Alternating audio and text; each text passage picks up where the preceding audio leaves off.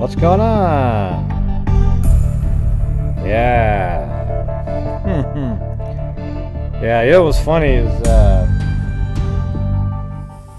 was actually talking to somebody who used to watch my videos, and you know, I said, oh, you must have been she said people didn't like her on the channel. I go, well, you know, it's probably political, you know, like, because she hates Trump, you know. So there's a lot of people that don't hate Trump, and there's people that hate Trump, but she'll let you know. And then she said that everybody that believes in Trump is a cult member. And then it didn't go well after that, okay? Because that's just not true. That's the problem the lefties get into when they start calling everybody cult members and deplorables and shit like that, okay? You sound like idiots when you say shit like that, okay? So then all of a sudden I got blocked.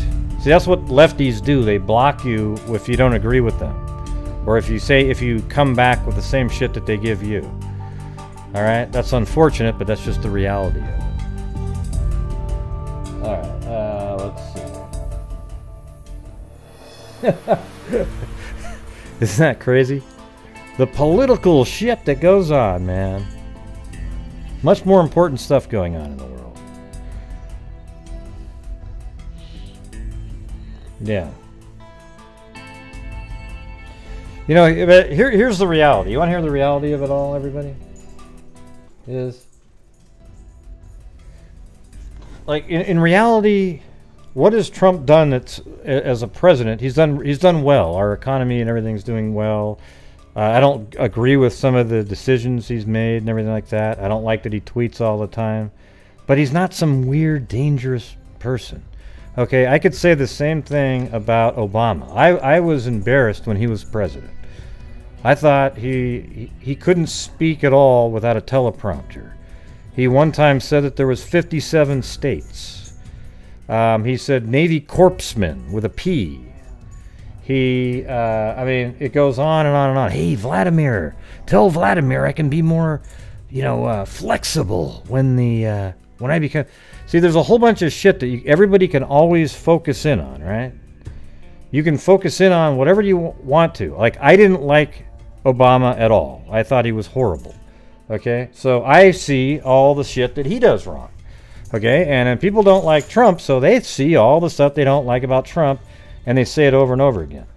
Okay? The problem is what we need is a president that's just kind of a normal person that people can just like.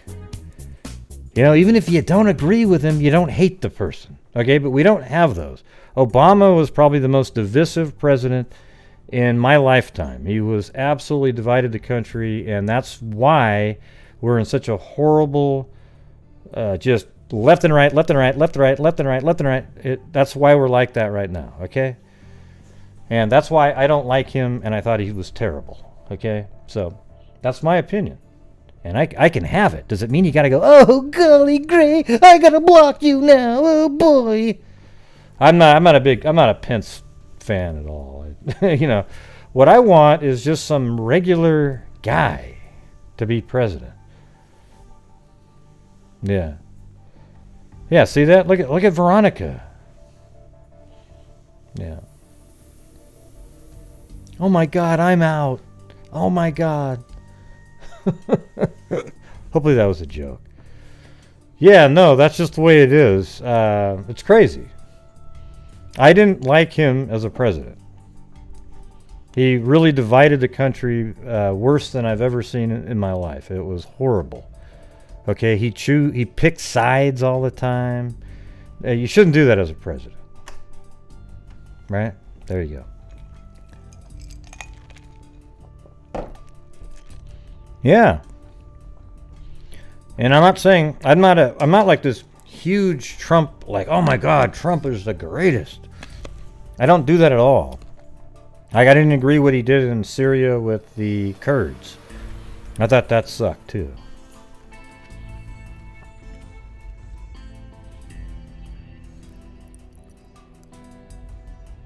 I guess Veronica Williams was serious. Wow. That's embarrassing. See? See how they do it? If you say anything that they don't agree with, they're out of there. Yeah, I just want to... I actually don't like to... I'm just saying, the stuff that I noticed, the hypocrisy in politics, the hypocrisy. Let me ask you this.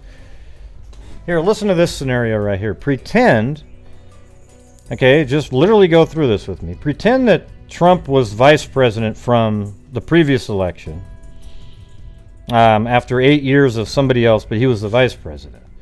And then Obama was president, and then he noticed that one of Trump's sons was getting paid $82,000 a month from the Ukrainian government.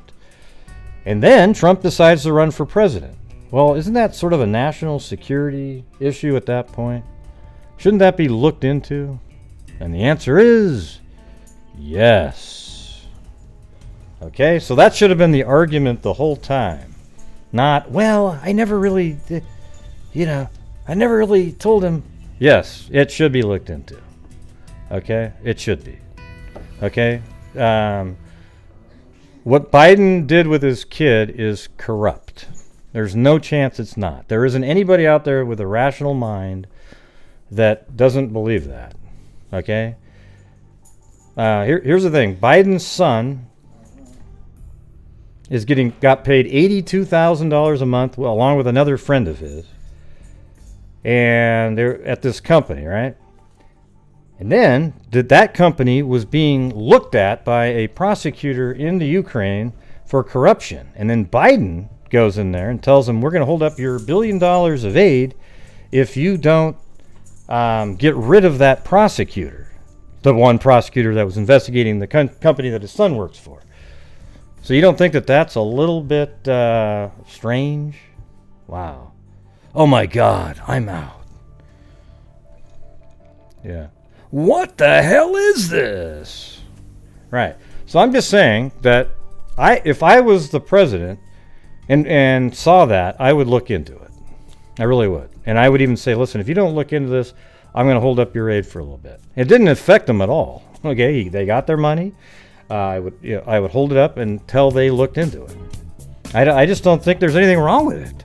Now, you might go, oh, wow, but you know, I bet you $1 million that all presidents do similar stuff to that, except here's the difference. The Democrats have a really loyal party.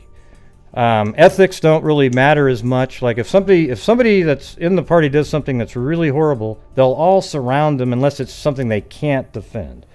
Okay, but they don't have people that leak. They don't have people that turn coat. The Republicans always have a few people that are just like, ah, crap, and then they say something and they don't cover for their guy, right? I mean, it's really the truth. When Obama was president, he had Eric Holder and Lynch who covered him all the time. They wouldn't do anything. They blocked any investigations. They totally covered for him. So when Trump became president, he wanted to have what's his face? I can't remember. He was a senator at one point. When he was the attorney general, Trump's like, "Are you going to be loyal or what?" And it's like, "No." And then he wasn't, and then it's frustrating for him because how come Obama had a loyal guy? You know, see, that's how it works. It sucks. Okay, politics sucks, and what sucks right now is the two-party system with people that, no matter what, you have 50-50 every single time on every single vote, like whatever the majority is. And you want to hear something that I think is true right now? Is if Trump, if the Senate was actually the majority of senators were Democrats, if the majority of the senators were Democrats, they wouldn't have pushed it to go to impeachment because they didn't really want to get rid of Trump. Because if they got rid of Trump, that would be one of the worst things that could ever happen, to literally impeach somebody for what he was doing. Okay, so they wouldn't have done it. They would have figured out a way, kind of slippery way, to not push it to the Senate because that would put them in political danger. what happened right now is perfect for them politically, because they can say, oh, look, the Republicans didn't want to have witnesses. They wanted to block all the votes. They want to, you know, to block all the witnesses, and they're just going to vote, and then they exonerate them and all that, and it's just not fair. It's just not fair. You know, it's all politics. The whole thing, to me, is disgusting, all right? So if you hate me for what I'm telling you right now, go ahead. But what I'm telling you is the truth. It's not my truth. It literally is the truth. Okay, I've been following it for a long time. And it's... If you actually believe in people like Adam Schiff and Schumer, there's something wrong with your brain, okay? Really, honest to God. You want to hear something crazy? Adam Schiff, go look it up, type it in. He actually thought he was calling a Russian agent, called him up on the phone and wanted all this dirt on Trump. And the guy was like, yeah, we can send it. He goes, yes, we're very interested in having that. And then he goes right in front of everybody and says the exact opposite. Can you believe he wanted the information to... Oh, God. It actually makes me almost want to cry. It's so horrible. But nobody knows about those kind of things because they don't see it on any of the channels or the media that they watch. Okay? Go look at... Just type it in. You can hear him have a conversation with somebody he thought was a Russian agent, but it was actually a Russian comedian prank calling the guy. Okay, but he didn't know that. He's a lunatic. All right. Anyways, hey, do we got enough people here? Now I'm going to go through the let's see what I got here. Okay. Yeah, Kay Vallow sent me a link to a basically it was just that interview that they did the other day. I'm not gonna cry. I'm just it just drives me batty, you know. Like, look at somebody up there got really angry. I think they left. They go, "Are you kidding me? I'm out of here." And it proved exactly what I was saying. As soon as you say something that they don't agree with, then all of a sudden they're gone, you know. And see, I don't mind getting rid of those kind of really triggered people that get upset so quickly like that. I need stability. So everybody who are channel members and people that like my channel, I need, if you're like a stable person that doesn't mind if somebody doesn't think exactly the way they do, then that's fine, okay? I'm just telling you what I've noticed, and I think the whole thing is ludicrous, okay? We almost need like a just Joe the farmer guy that's smart, but and just has a good head on their shoulder to run for president. And I don't know, man. I don't even know how to fix what's going on right now. How can you have, just ask yourself this, how can you have 50, whatever the numbers are, like if you have 120 Democrats and, you know, I don't know, 240 Democrats, 250 Republicans, it's always 250 to 240. Every single time. Maybe one person switches over, right?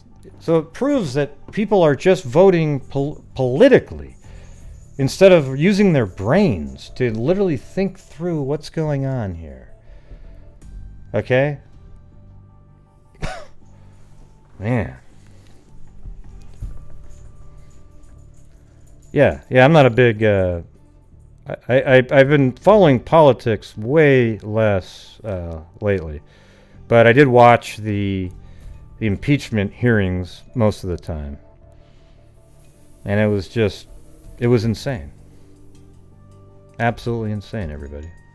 It's unbelievable. Well, yeah, and hit the dislike too if you don't want to like it, and make sure that like if you just hate everything I'm saying, you don't like me, you know, you don't need to be a channel member or even watch the damn videos. I don't care, okay? I care. I really care. I don't want to offend people, but I also want to have a channel where I can say what I'm thinking and what I've observed without you getting really freaking upset about it, okay? Just realize that other people think differently than you, okay? Because I definitely know that there's a lot of people that think differently than me on this issue. Yeah. Yeah. Yeah, I don't know. It's weird because if you get rid of the two-party system, then you're going to have people pretending they're in another party, but really they have these little coalitions. And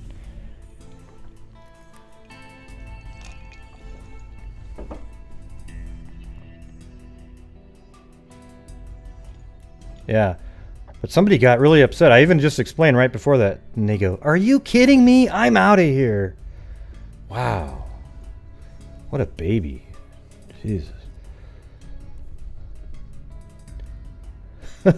Hey, thanks, Shelly Ann. All right. Yeah, I guess our team didn't win. Kyron bet on the 49ers. And it looked like it was going to be exactly the spread if they had scored.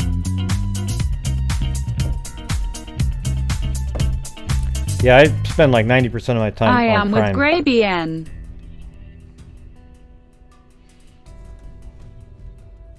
Grey BM.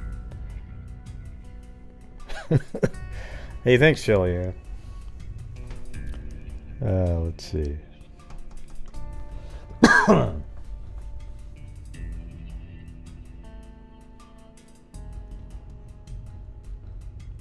Yeah, and it's working too, the strategy that was deployed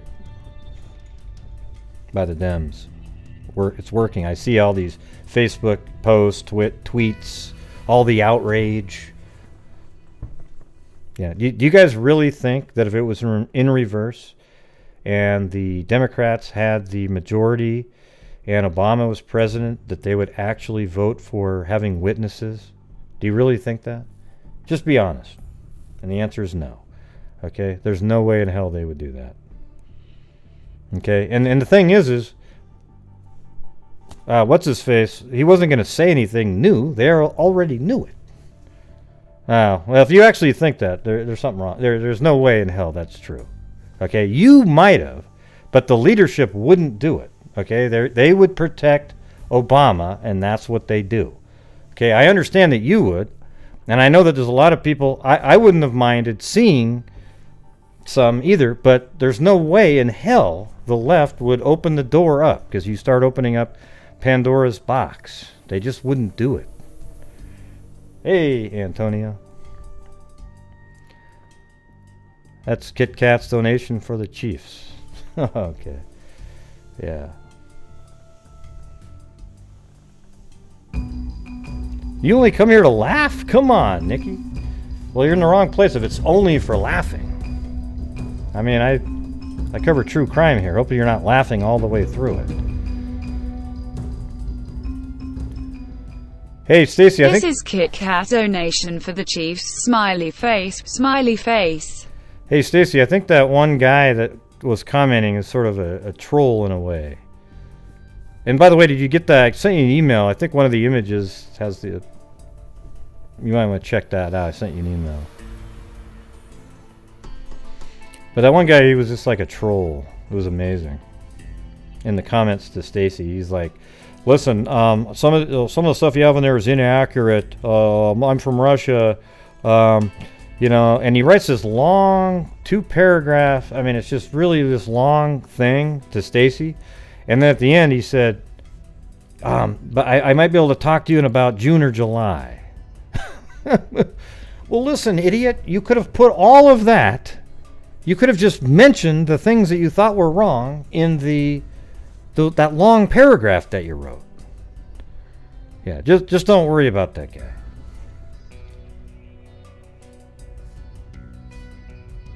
Yeah, isn't that crazy, Joan? Unfortunately, that exists.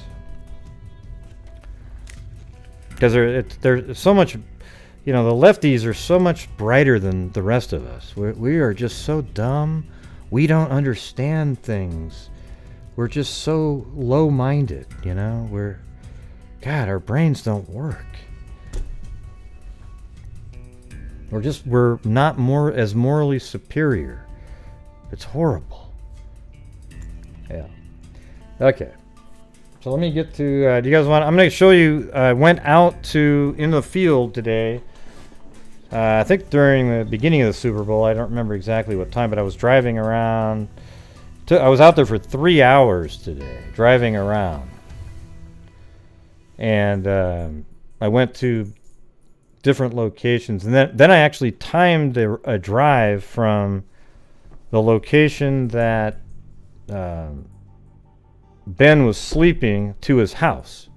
And it literally, you know, how long do you think it took? It took 11 minutes. It was crazy. It's not far at all.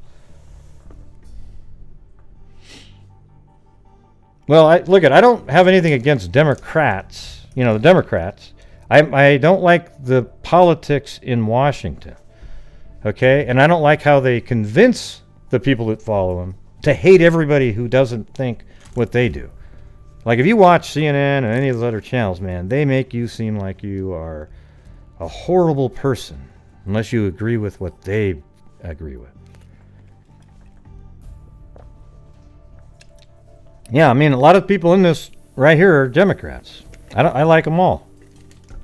I don't care, you know, it doesn't bother me. What, you know, anything that bothers me is when there's so much hate coming back if you don't think the way they do. Because anytime I bring up something like that, people get angry. All right? Yeah, ka-choong. Yep, that's my my wife makes the gun sound.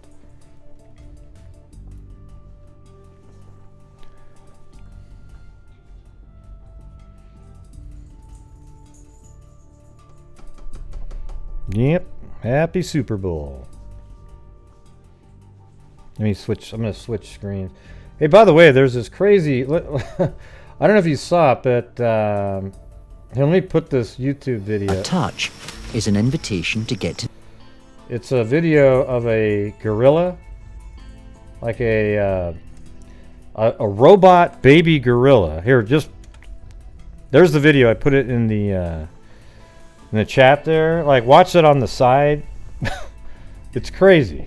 I mean, it's like a robot baby gorilla, and it's interacting with real gorillas, and they sort of even accept it a little bit. I mean, it's kind of cute.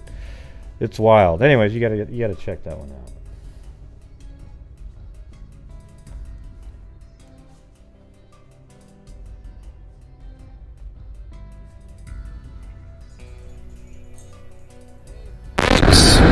Yeah, I'm going to drive around and go to those various locations that were on the timeline that Trevor provided. Yeah, this is just me more by my house driving out there, okay? Fire station,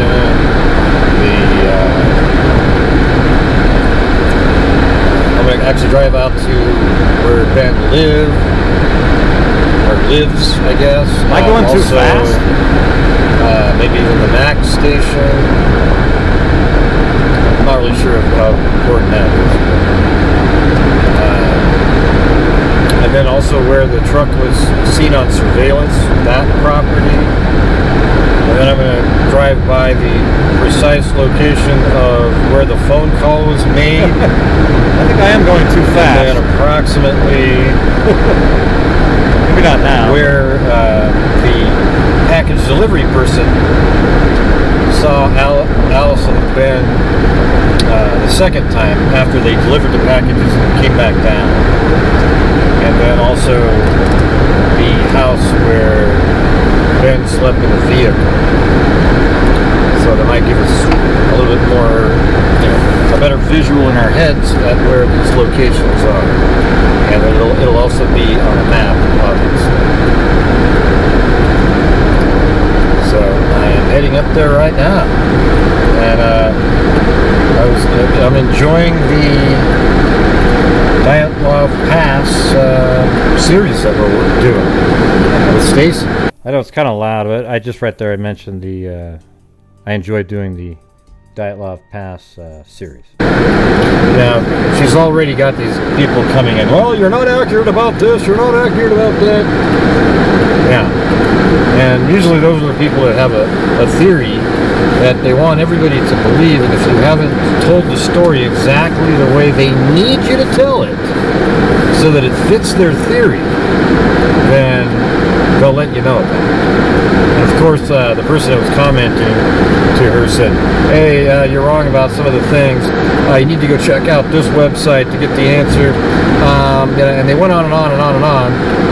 And all they had to do was say what they thought was inaccurate, right? Instead, he said, well, I won't be able to help out until maybe June or July. I'm so busy. Shut the hell up, okay? Mike.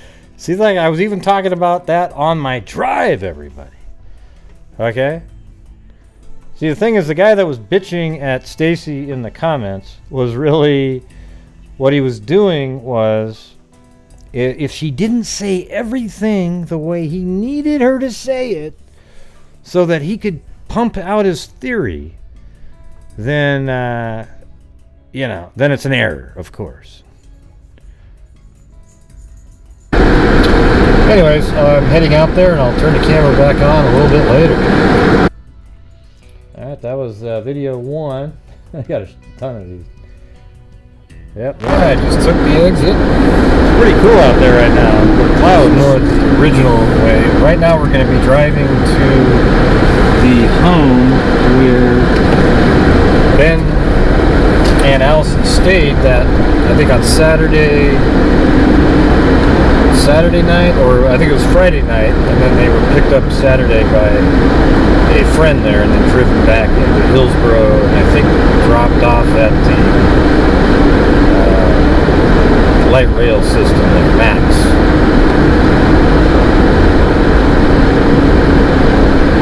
Okay. So, I'm going to just follow the phone's directions here. Hey, thank you, Nicole Kyle. Appreciate it. I don't think I have the music or anything turned on those. I think I signed out of Streamlabs. Streamlabs is having some kind of issues right now with their API. Like, their Google limited their API number. That's kind of weird. You know, we didn't get any. Oh, I guess it is working. Hey, thanks. Must have signed back in again. I don't know. Thank you, Gray, for always keeping it real. Oh wait, Grinning that's right. Face. This program's different. It was through. It's through Streamlabs OBS or OBS Studio. I mean, it doesn't work. Hey, thanks, Sherlock Hemlock. Yeah, well, you know what? We didn't get any snow at all. One day it barely snowed, and that's normally not the case. We usually get a week or so with a bunch of snow, and then maybe a second snow, but we didn't get any. None.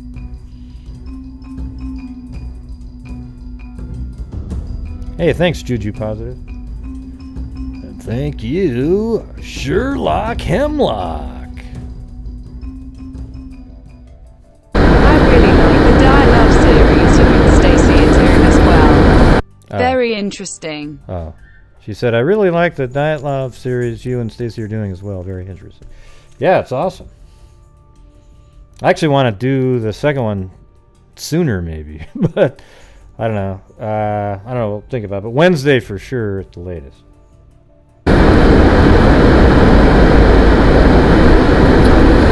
This has turned into a really bizarre, even more bizarre than it was originally. The part that really is odd is that they literally were caught on police body camera at the fire station. I think that was on Sunday. I have the timeline in front of me.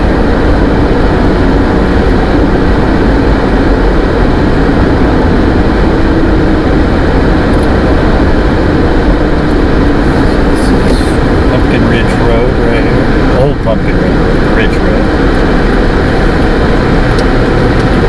There's actually a world-famous golf course here. It's called Pumpkin Ridge Golf Course, and they built this course feels like maybe 20 years ago-ish. But they've had some huge tournaments there. I think the women's U.S. Open was there one time, I believe.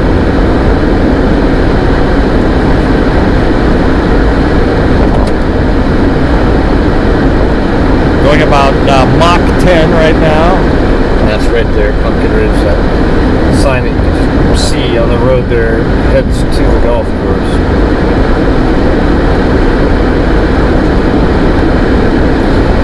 course, I would know about the golf course because I play golf. Other than that, it's absolutely meaningless to what I'm doing right now.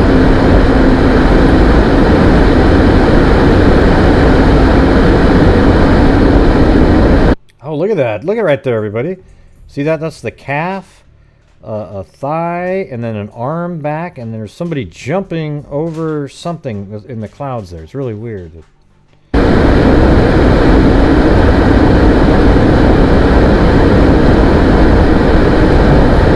So far, this is exactly the same way you go to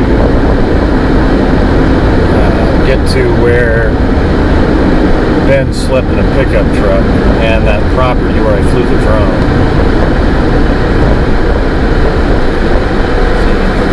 So the first place I'm going to go is where, you know, the friend's house that they stayed overnight on, I think it was Friday night, and then Saturday they were picked up by somebody. Hey, thank you, Carrie Chavez.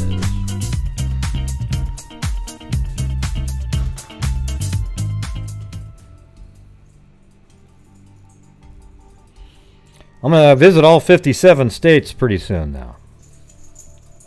As we turn left right here. Yeah, anyways, they stayed overnight at a friend's house on Friday, and it's up this crazy gravel road and around the corner. But it's interesting how it's not too far away as the crow flies from where he was found in the truck the following day.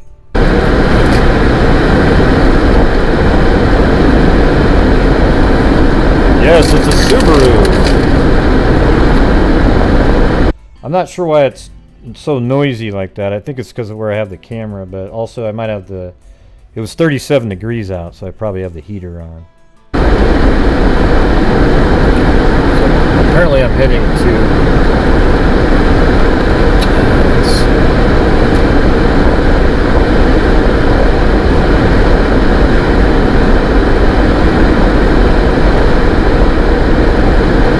I'm going to Quarry Road. Alright, so it's right here. So normally I would have gone straight. Now I'm taking the left here. Now so you guys remember before we would go straight up that road just prior, watch.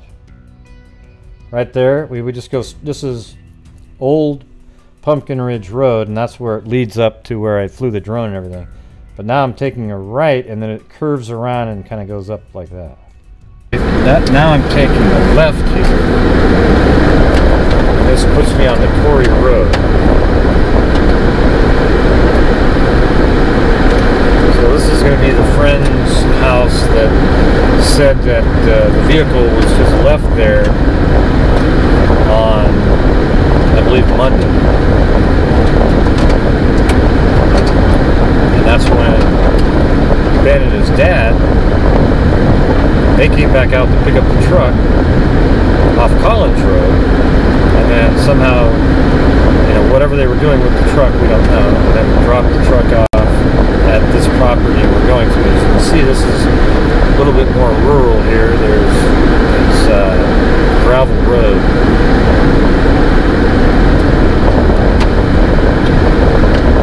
A little bit more remote or desolate, like that. Just for you, Joan. Just for you.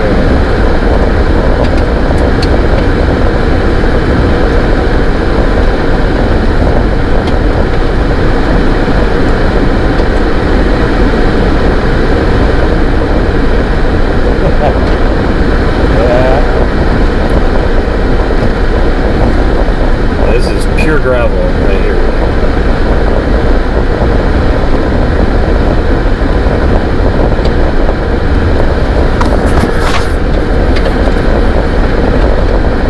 Hey, thanks, Kit Kat. Looks like maybe a duck, you know, water fountain. Boom, boom, boom, boom. Love the Sunday drives with the Freak family. Reserve, or maybe a duck hunting place just off to the left.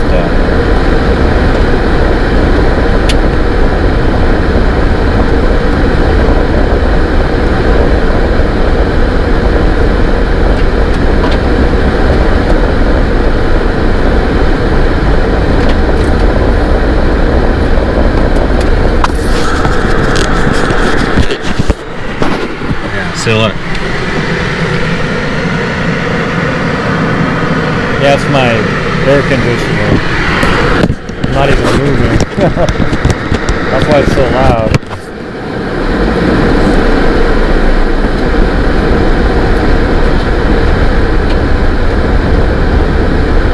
I'll remember that next time.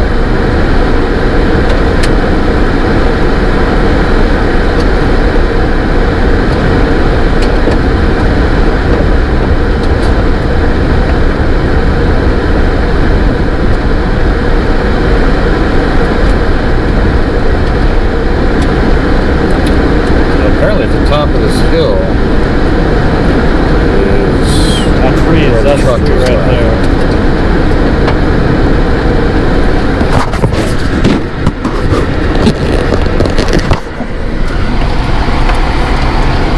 So I'm holding it now, obviously. So you can see there's really some steep mountains. And it's not as flat as you would think it is. Alright, maybe you would call them hills. Alright, so apparently this is the house right here where that's where he was. They were staying and partying and so forth. That was it.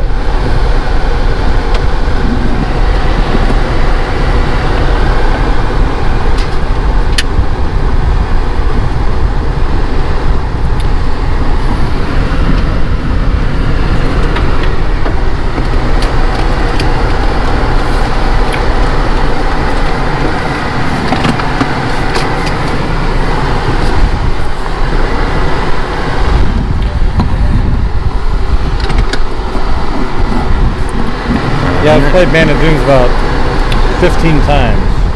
So it's actually that house right at the end, right there. Have you played That's Band apparently of where maybe more like 6 went out and stayed the night on Friday and partied, I guess. And then were picked up by a friend the following day. Thanks, Madonna. I'm not gonna knock on that door.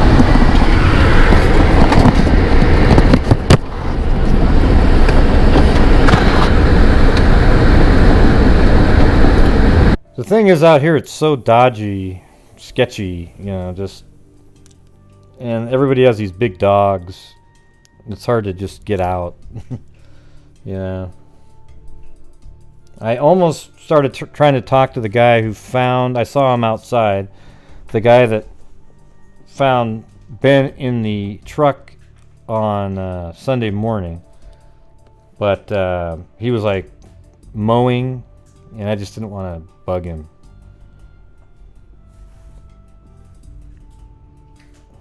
Actually pretty out here.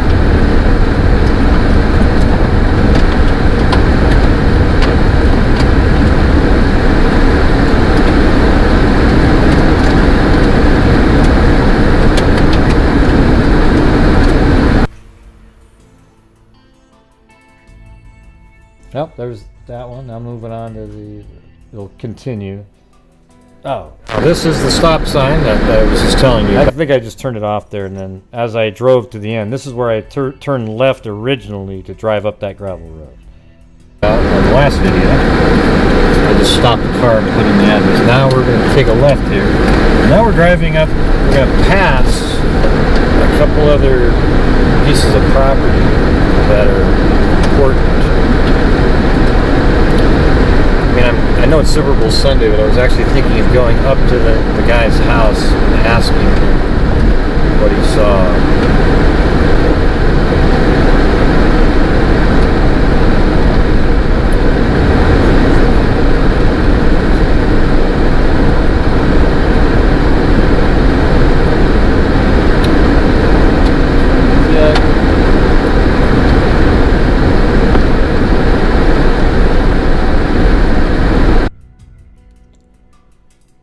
See, that's what's kind of interesting is this is that area right there where I turned left, and then right now I'm driving up. I'm probably like right in this area, and you know, this is where he slept in the vehicle, and then the friend just lives right over there.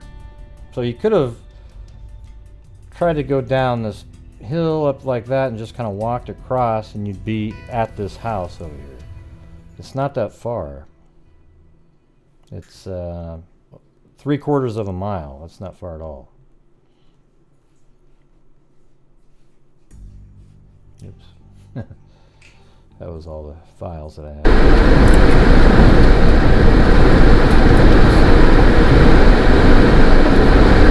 So I think in a minute here I'm getting to the location where Ben slept overnight in a truck. Well, I guess he got up early in the morning and got in the truck. We don't really know what time he actually. Well, thanks, small 11989. The BlackBerry. I don't hear that too often. And then got up and got into a truck. That's part of the story. Actually, seems true because there'd be no. Well, yeah, maybe I need to have a more harsh voice though, so you don't fall asleep during my show. Reason to. That just is so meaningless to anything. Okay, I'm switching it to this right now. Okay, everybody, now listen. If you drive up this road right here, you'll notice on the left that the... Or maybe like this. Will that work? Yeah, that'll probably put people to sleep, too.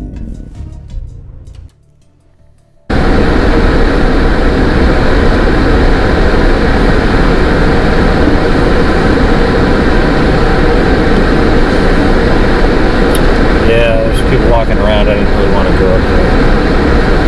Stopped and looked.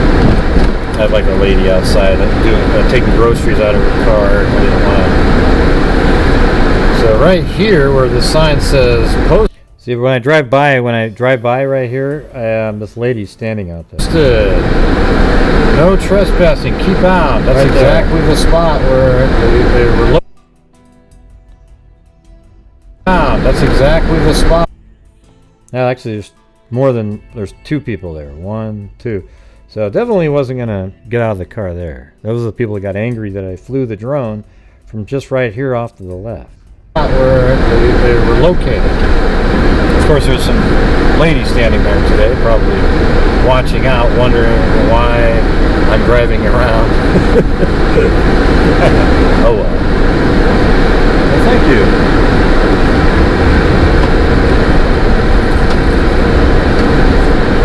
And that was the location where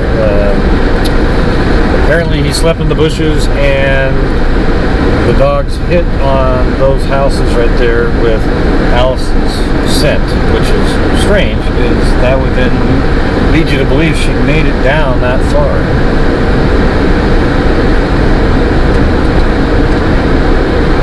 So the map's having me go up here where Old Pumpkin Ridge Road runs into Pumpkin Ridge Road. And you can take a right here, but it's a really sharp turn. So here we go. This is how it wants me to do this.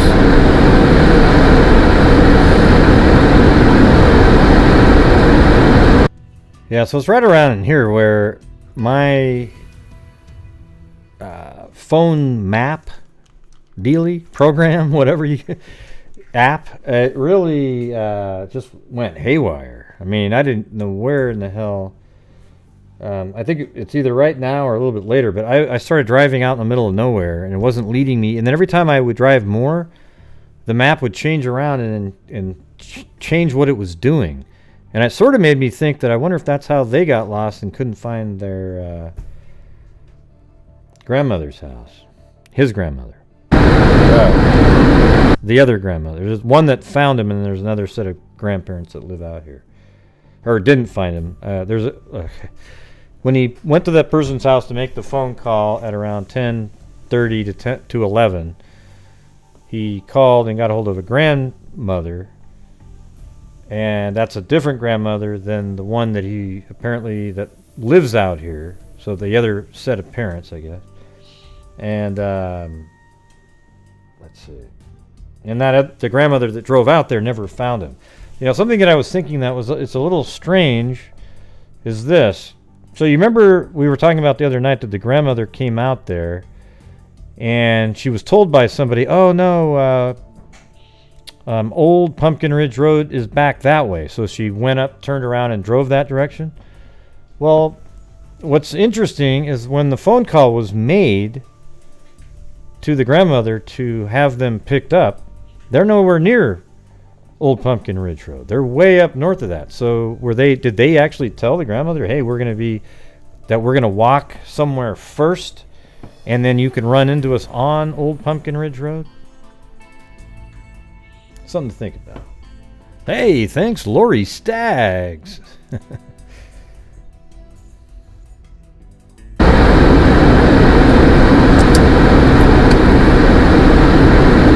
I was just communicating with Lori Staggs a while ago for philosophical opinions.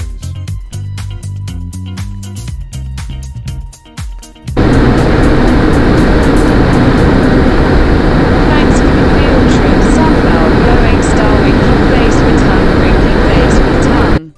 She said, thanks for the field trip. And then a bunch of things were tried to be pronounced by Streamlabs.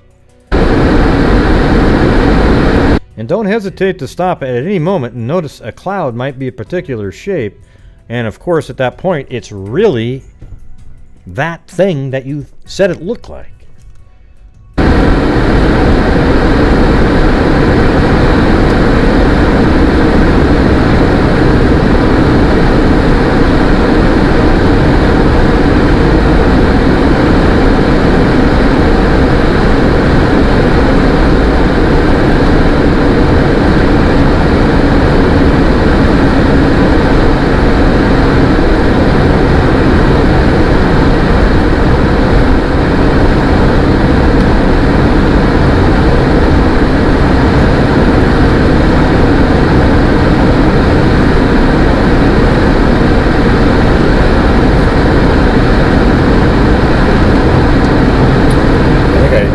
Took the longest route possible to get to this property. Because I missed the turn and now I've got to go all the way around.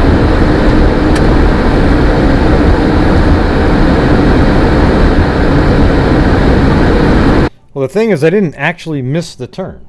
It just kept changing what it was telling me to do.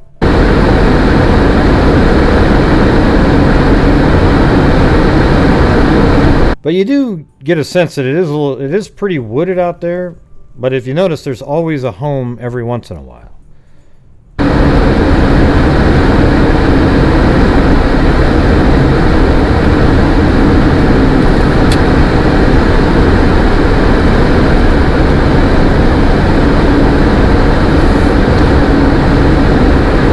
Yeah, Oregon's pretty mild.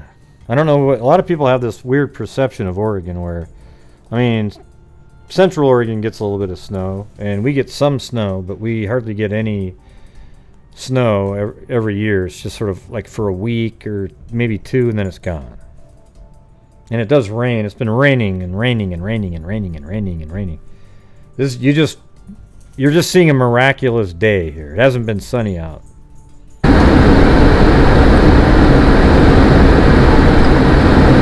Oh!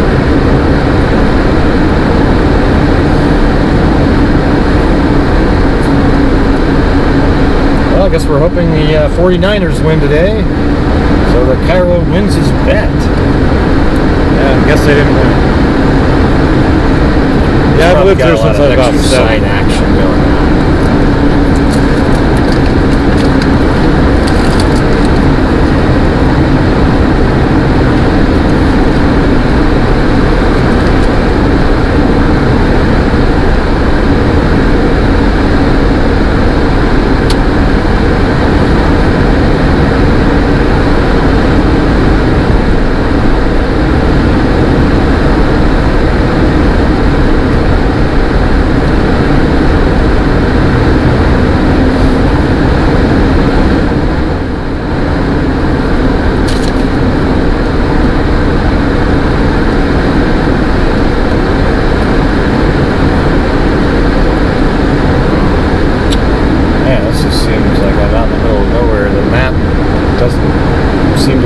What I'm trying to find right now is where the pickup truck was left. Okay, and the pickup truck was over here. So you can see that is kind of a hard place to get to, right? Look at the roads, right? There really isn't any roads that just cut across there. So the pickup truck was over here, but notice there's no, you see these white lines? Those are roads, right? So if I go like this, look at that. Nothing goes across, nothing goes across. And you almost have to come way down here and then cut back up and then drive up and up through like that. You see what I'm saying? So Google was, the maps is having a hard time because look at it, you're right here. Which is literally, I was just driving right there, is only not even a half mile, but to drive there it's about 8. It's crazy. They should just have one road that cuts over at some point, right?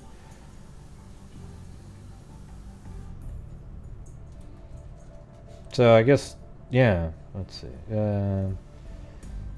So I think they have me driving down. Right now I'm heading down this way, but I just keep getting lost, unfortunately. And I'm going to make you guys suffer through the same lost that I, you know, same nothingness as me. Know what it's doing. No matter where I go, it keeps adding more and more distance. I feel like I'm in a vortex. Aliens. Yeah! Aliens everywhere. I'm going to have to pull over here pretty soon and type in that address. I have no clue where I am right now. It has me out in the middle of absolutely nowhere. There's nowhere near where I'm supposed to be going.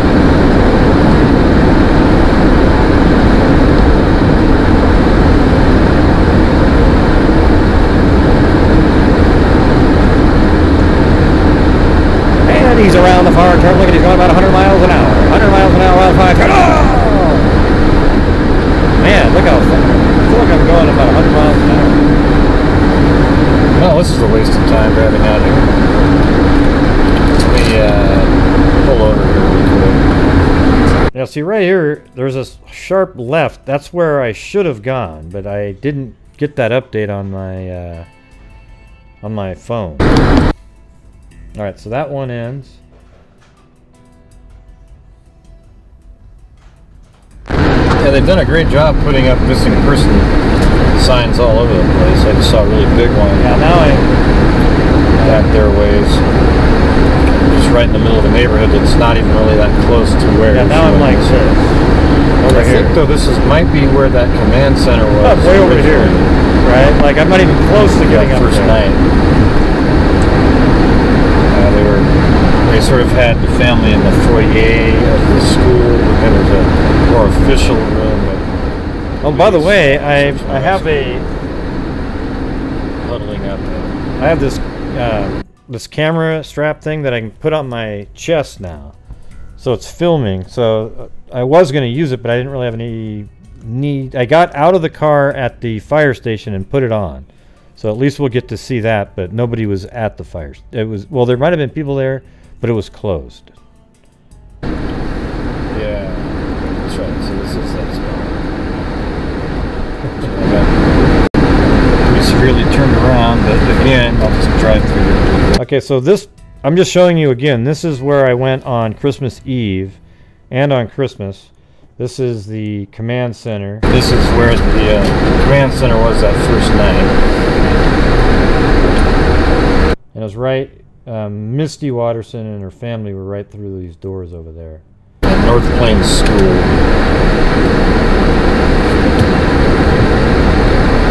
Hey, thanks, Kim. That's kind. I think I lost a couple members though. They were so disappointed in my political comments at the beginning.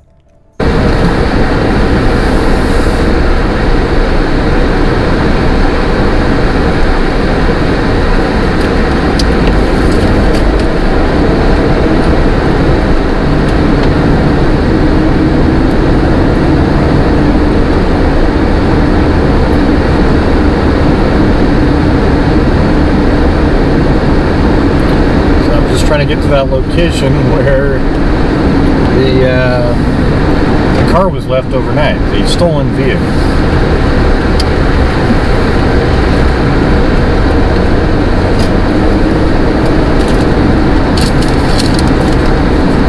And that should be on, I think, Corey Road.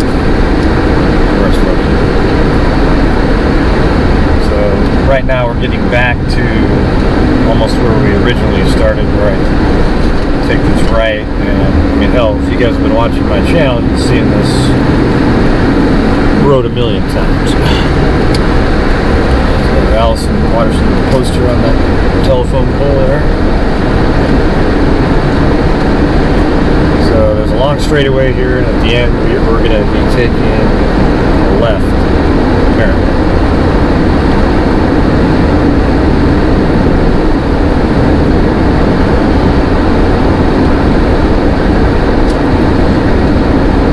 Which is weird because that's the same direction. The same direction we had already gone.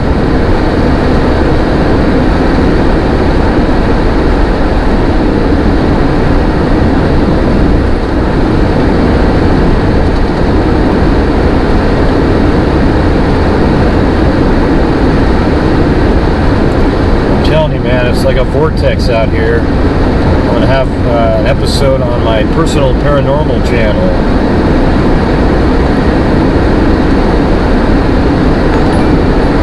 Hey, thanks, Kim. A Megazoid. Woohoo! All right. Personal paranormal experiences. Thank you.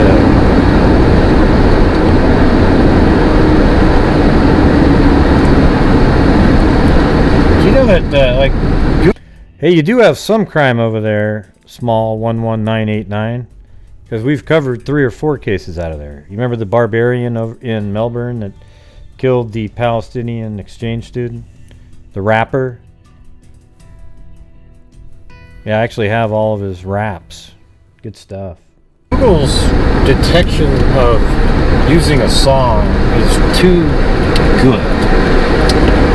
I mean, I've seen videos where I'm driving around and 5 seconds the song's played of it's just really grainy, hard to even make out, and they detect it and say, oh, they're going to get the credit for this video now.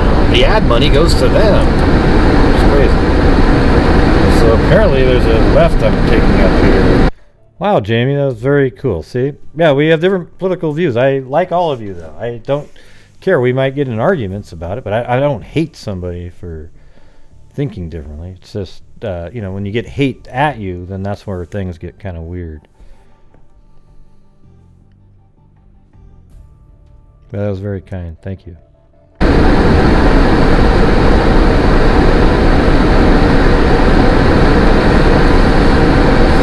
Hold on. Oh, thanks, Sherlock Hemlock.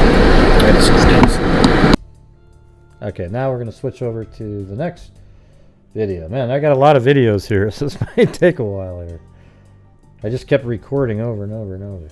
So turned around out here. I think I went to the same one I went to before. Okay, now we're on Old Pumpkin Ridge Road. Oh my god, okay. Now, I think, I'm going to be heading to the Collins Road address. So I think I take a hard right coming out. Alright, let's see. Yeah, so it has me go forward straight here, and that makes sense to me. Okay. It didn't make sense to me when we took that left a minute ago. That we've done 1,000 times. Oh, I see. Now I remember where I am. Yeah, right here. This is, you know when you're at the school and then you go on that long straightaway and you take a left to go to where Ben was parked in the vehicle and all that. And now you actually, if I had come this way, I would have taken a right. That's where I should have gone. Okay. It didn't make sense to me when we took that left a minute ago. That we've done 1,000 times.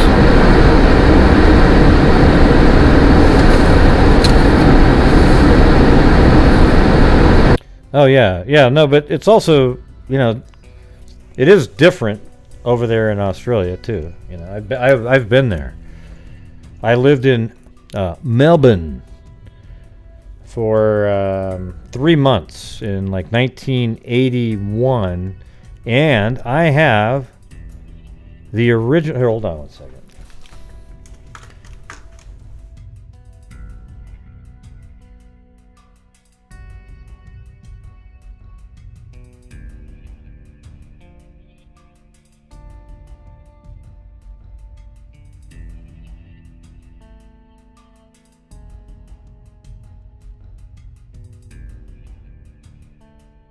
Yeah, check it out. Check it out. Look at this.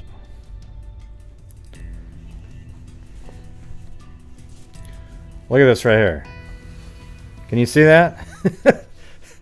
These are from 1981. They are the original Ugg boots. These are like what right when they were invented. Go back and look it up. I have the original Ugg boots right here. Look at that. They're really comfortable. They're filled with wool and everything. All right, but these are the original ones. These are 40 years old. This pair that I have in my hand. This one of the pair that I have in my hand. Yeah. But I got to go put them back in the closet because I think Chloe would rip it up into shreds. All right, so hold on a second.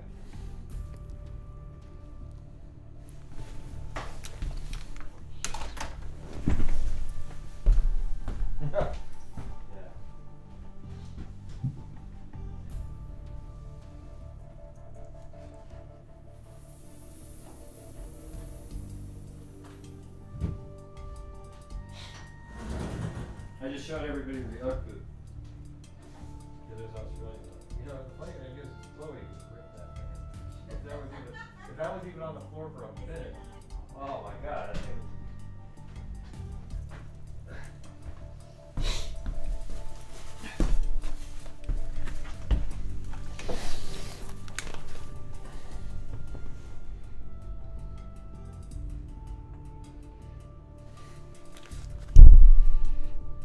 Huh, look at that.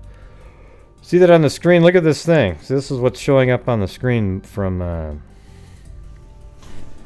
Can you guys see that? Right there it said, API quota exceeded, you will be redirected to another sub-counter. Yeah, whatever that means. Yeah, now notice at the top of the screen, the sub-counter went away on the upper left. But what do you guys think of that? My wife said, oh my god, yeah, Chloe would destroy that. Yeah, she was like, oh yeah. Yeah, she could definitely get in the boot. Okay.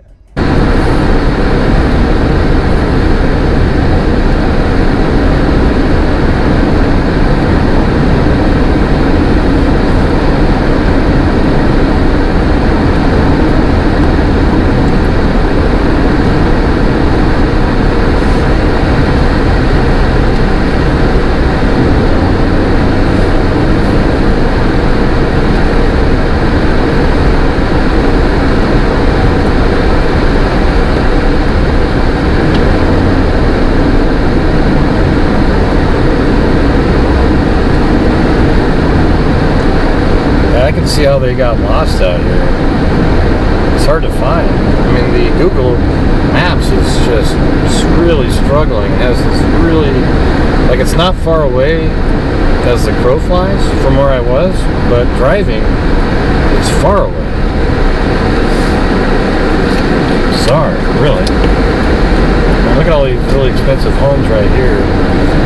Really nice pieces of property.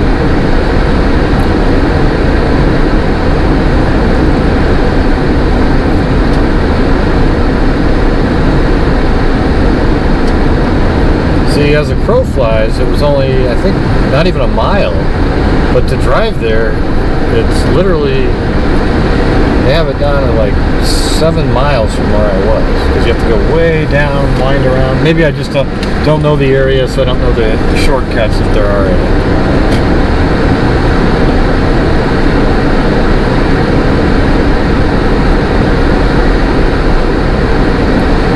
And as it turns out, there were no shortcuts. Oh, thanks, Jamie. That's very nice of you. Yeah, Lorden has a lot of Patreon.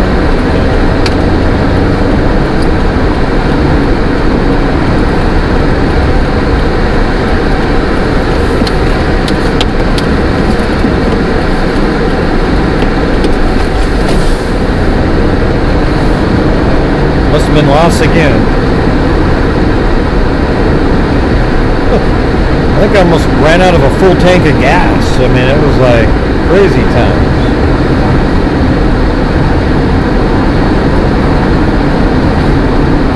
Oh yeah, I feel like I made it to the North Pole. I'll be so proud once I find this house.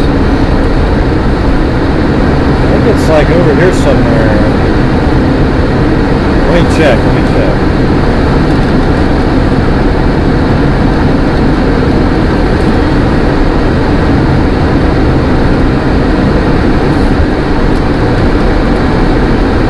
I do find it though, eventually, I really do.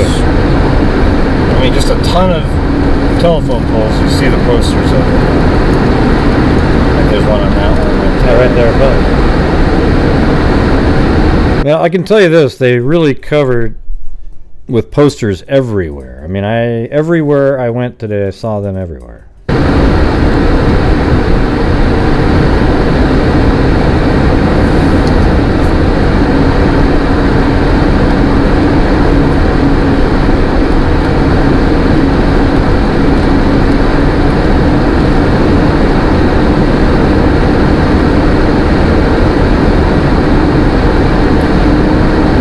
And right now I'm just trying to find the house where he ditched his pickup truck on, I think it was Saturday night, and then picked it up the next day and then drove it to that same friend's house that we saw earlier on Sunday.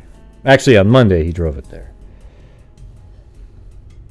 It says I have 9 minutes to get there.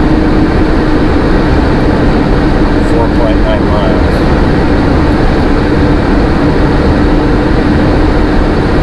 Yes, this is where I was earlier. Yeah. It's unreal.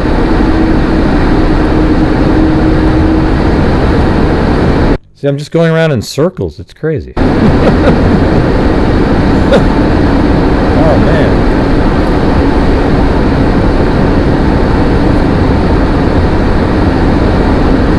I'm right here or something like that. Okay, so now at the end of this I'm going to be taking a left. That's the direction I haven't gone before. This is actually where I pulled over a few minutes ago and put back in the directions. It's strange. Okay, I think I know where I am now. Let me just get here on a map. It's the right there. Okay, I think I'm about to get to right. Nah, I don't know. Hold on. No, that doesn't look right. It's a hard back turn. Let me go look at that again.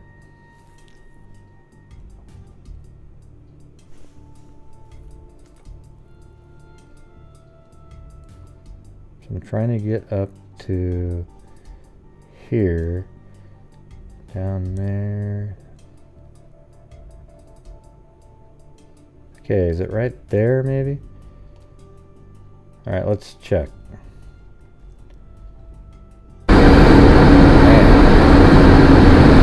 Very sharp turn. No, it's not. I might have to wait a second. So that's a really sharp turn. So that can't be that.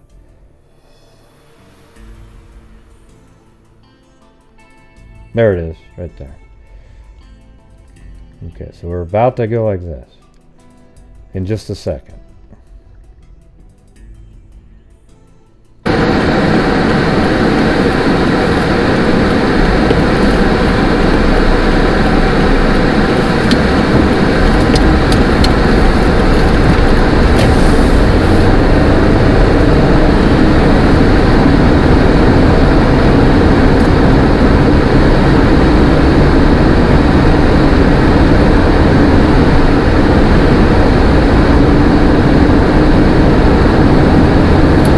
I think they're out here.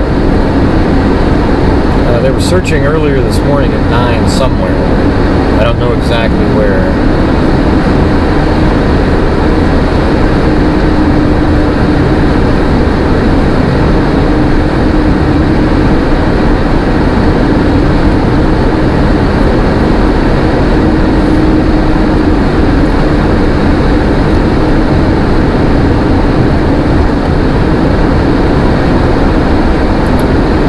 One of the things about this area is there's so many broken down little barns and sheds and just sort of debris on the ground. Makes it tough. And it's really creepy looking in those things.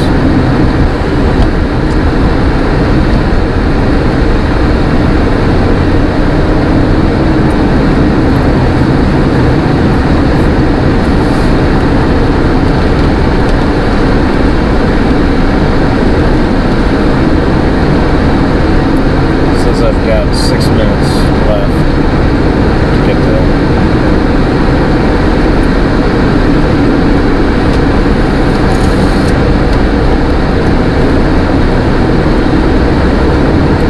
And as you can see right there, there's a poster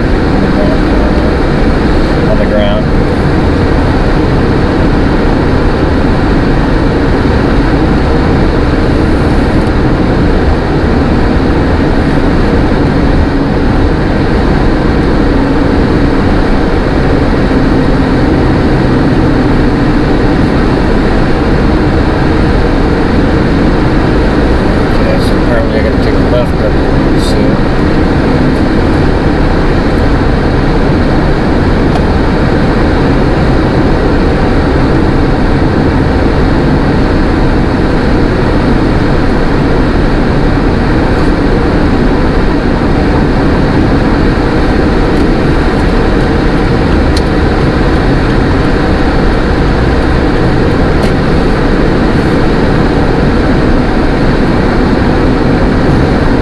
Now this is an area out here that I think they need to fly, check it out, because there's these creeks with a little bit kind of isolated. I think they need to check this area out.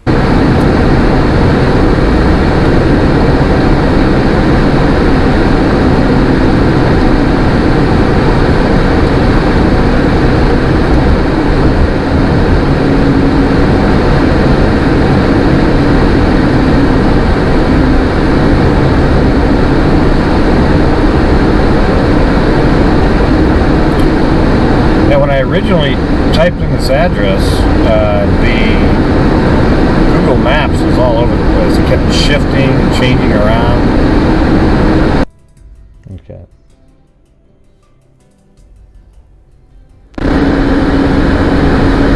Okay, well right now I'm heading out to the house where the phone call was made. Oh man, what happened to the... Hold on a second. I can't be into that one. Hold on.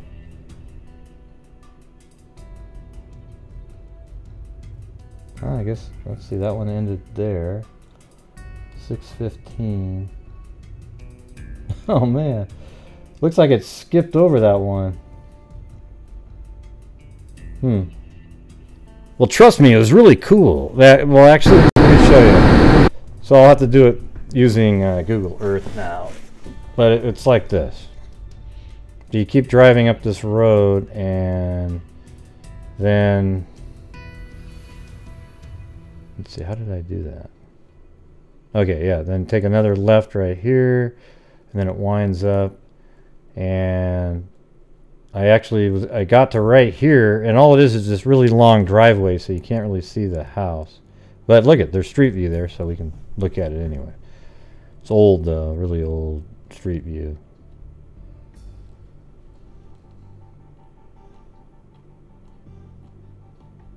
I think it was right there that I looked up. Yeah. So way up in there is where apparently the pickup truck was left.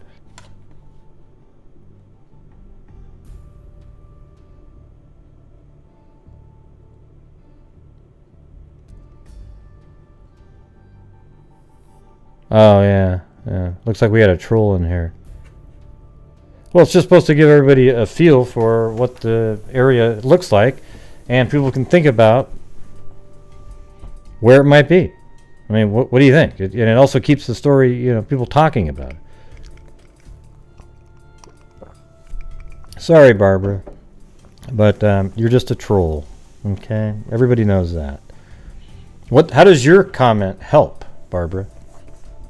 How does your comment help at all? That's what I thought. Yeah. Okay. Anyways, for some reason it cut off right there.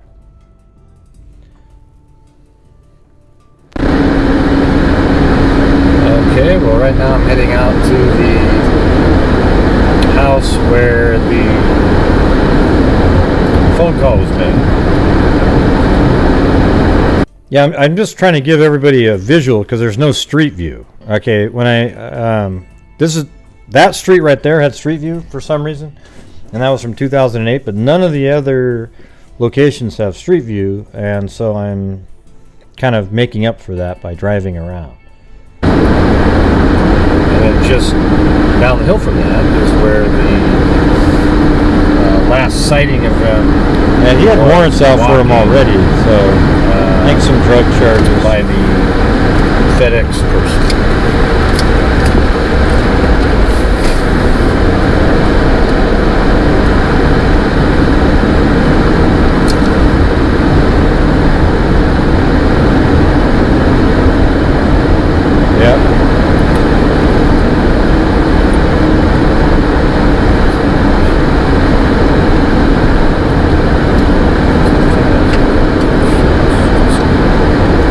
Yeah, well, the part about I've donated $700 to helping the search, which is nowhere near the amount we've raised. I mean, on super chats or anything like that during any of the show. You know, I mean, even it might be the same amount. I don't know, but at the same time, you know, people like that just came in don't care about stuff like that.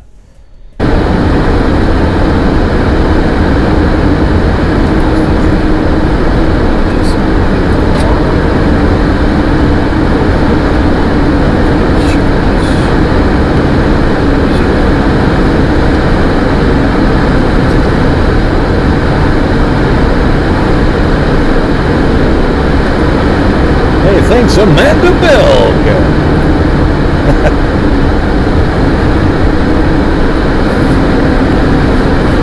I'd really like to hear a full-on interview with the homeowner that the call was made from, and then also the fire station. I'm going to try to get a hold of these people and talk to them. One thing. This might interest you guys. I'll tell you here in a minute, though. Individuals that saw them. Yeah, thanks, Steve. And then also, it would be great to see the body. Yes, everybody here wants to help. You know, whether you're donating and we're raising funds, or you're just looking at it and coming up with an idea. Somebody might see something and go, "Whoa, what about this?" It might make sense. You just don't know. Cam footage. Hey, thanks, Katya T. And I'm sure that really hurt your feelings, Barbara Elliott, that somebody just donated to my channel.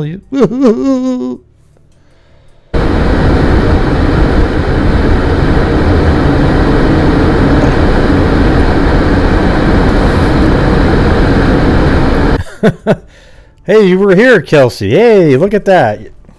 Okay, it's 12:20 though. And it's Sunday. You're allowed to go to sleep, all right? Yeah. Plus, we're just driving around. I'm trying to get to these certain spots. I got lost, or my phone wasn't accurate. I mean, of course, that's much prior, and probably nothing going on in those videos has anything to do with anything. It just would be interesting just to kind of get a feel for, you know, just anything, what was going on.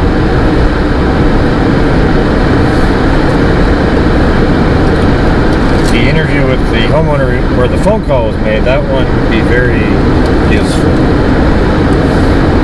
Because it's right after that they just disappeared, apparently.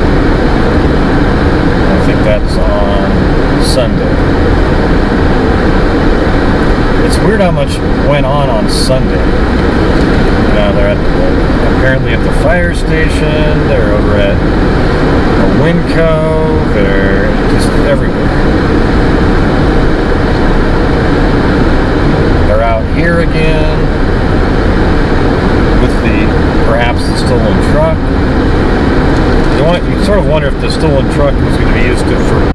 Google Earth works sometimes on international cases, and yes, I've done many international. You know, obviously not as many. We've got our hands full over here, but I have covered many international. Barter for something.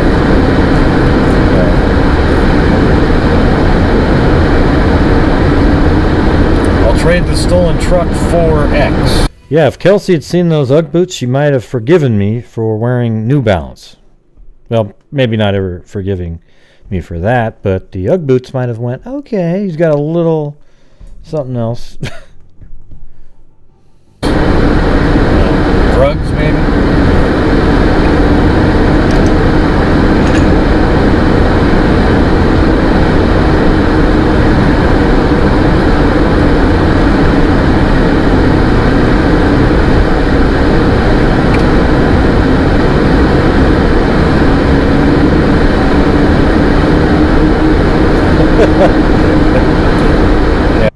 No, there was just like 10 minutes ago, 20 minutes ago, maybe 15 minutes ago, I put the Ugg boots on the screen. Yes, this is Pumpkin Ridge Road, and then I think this kind of, you'll see where it merges with Old Pumpkin Ridge Road in a minute, I believe.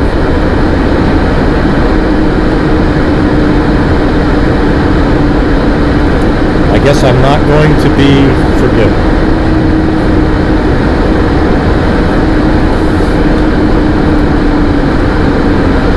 Let's see. They had a stolen vehicle that I guess it didn't break down. It got stuck in mud apparently. And they had that vehicle on during Sunday. And that's when they walked, I guess, through some a wooded area. It's kind of weird. There's this tight timeline. And this right up in here is where I guess apparently the truck was parked. Right there at this, right around that property right there.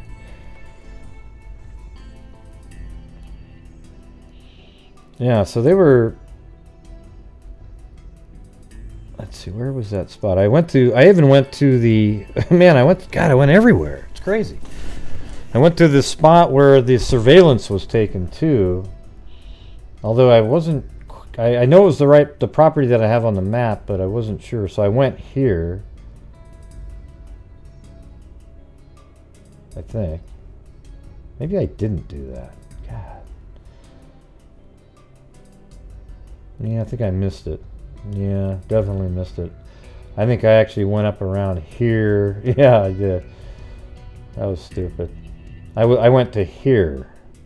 And I was thinking that didn't look quite right. That's where I went right there, though. And that's where I was supposed to go. Dang it. Jeez. Well, I guess I got another trip to make.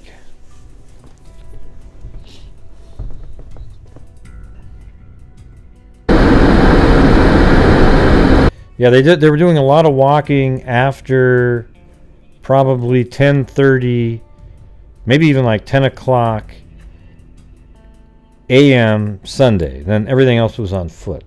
I'm just filming a lot of extra driving because it sounds like people like that part of it. Yeah, so you guys like that? We're driving around looking at stuff. Be talking while I'm showing you this live too.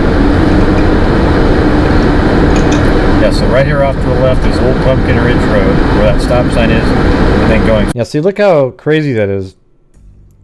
I mean, you can tell that a long time ago, Old Pumpkin Ridge Road would probably went up like this, and then continued around. But then a new road was built in, and then it merges right there. And right after that stop sign, there's no more Old Pumpkin Ridge Road. That actually goes right there. Straight back the other direction. So in a minute here, we're going to be at the house where the phone call was made at around, you know, it could have been between 10 and 11. I'm thinking more like around 11 o'clock. 10:30. The problem with going up to some of the doors around here is that there's everybody. Yeah, there's just type in Allyson Watterson's boyfriend and you'll see it online. We've shown it 1,000 times. has a huge dog out here. You know, half the houses say, "Beware of dog."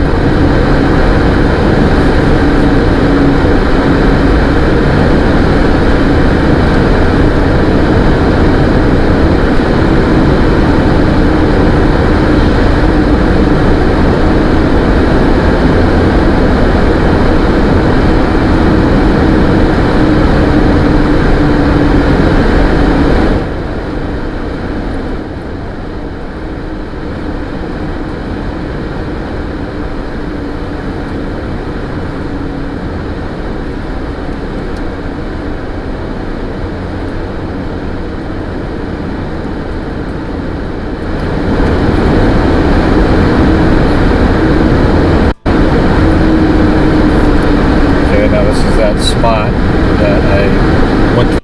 Okay, so that's that location where I went out and that German Shepherd attacked me. Well, it didn't actually really attack me, but it looked like it was gonna. Story's better though when it's attacking. Yeah, so right here is that house that you're seeing right there, and then notice that's this one right there.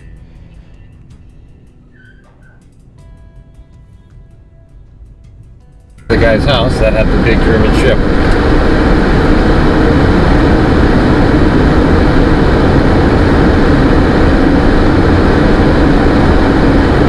Whoa! What happened right there?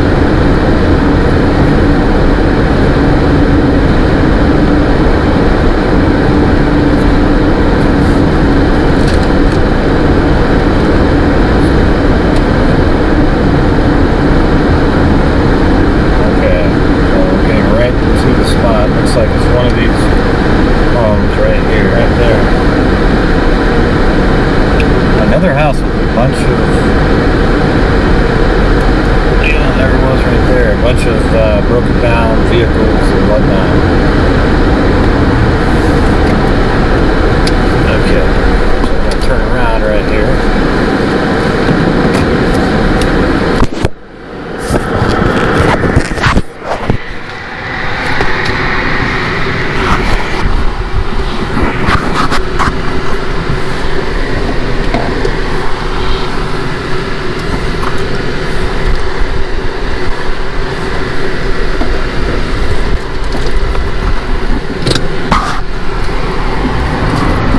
Okay, so it's right here, right in there.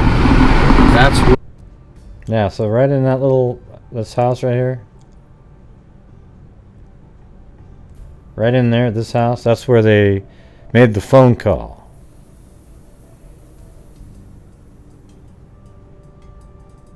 That's where they made a phone call, apparently. See, right there. There you go. Right there, they made a phone call from there, and that's where the what is it? FedEx driver saw them there. Then they went up further to deliver, and then later they saw them again walking. Saw them right there, and then again later on when she's driving back after delivering the packages. She sees them, you know, further down the road in this direction. Let's see if we can determine where, while I'm driving, that was. Okay, so we've got...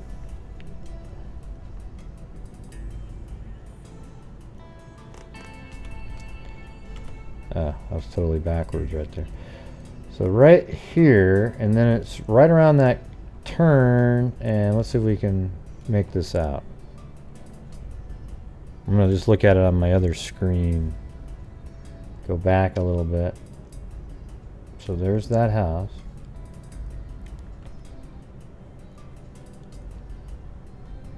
Them right there. And then again, later on when she's driving back after delivering the packages, she sees them, you know, further down the road in this direction, and I think they might be headed towards Old Pump. I think it's right here. That's the spot right there. You can see it was just drive, and then just as you're getting onto the straightaway, and so it was right in this spot right here. She saw them walking this direction on this road, and that makes sense if they told the grandmother that they were going to meet her on Old Pumpkin Ridge Road, and that's why somebody told her, oh yeah, you got to go back down this way, so she turned around and then drove that way. So that means that on the phone call, Ben must have told her grandmother, hey, we'll meet you over there on Old Pumpkin Ridge Road.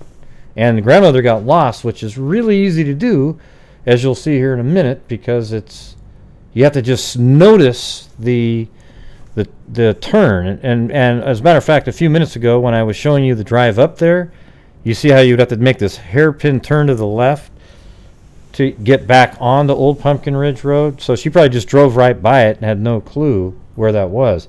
It's strange because you almost wonder, had she not missed, if she'd gone up Old Pumpkin Ridge Road the whole way, she may have actually ran into them.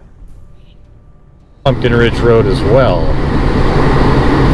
Okay, but what I was going to tell you is that I was told that the homeowner, where the phone call was made, that they believe, like 100% sure, that they were being chased and followed at that moment. She thought that they looked really scared, panicked, and they thought that she felt that both of them were being followed and somebody was after them. That's her words, okay? So that's pretty interesting. And it sort of fits, too. We don't know by who. He did steal a vehicle, though, right? Where did he steal that from? I don't know. Which case is this? The Allyson Watterson case, yeah.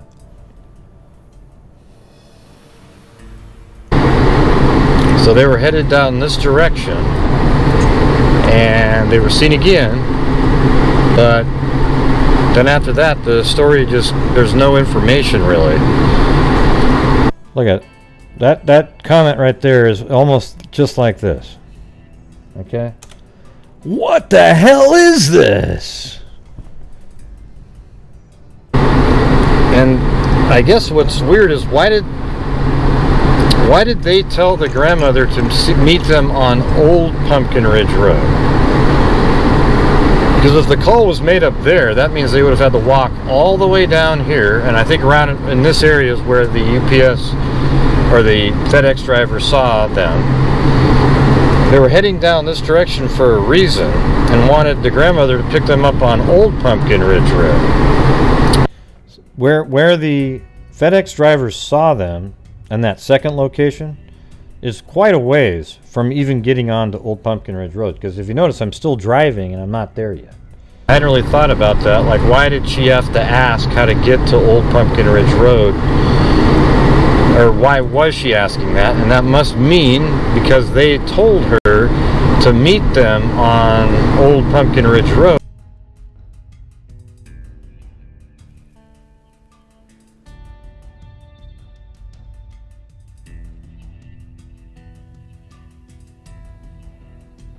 Jackson Quarry Road, and that is where the truck was spotted on surveillance camera, I think on Sunday as well, in the parking area of some farm or whatever it was. You see it on cement. And apparently there was 2 people in the vehicle on a clear version. We don't get to have the clearest version of it.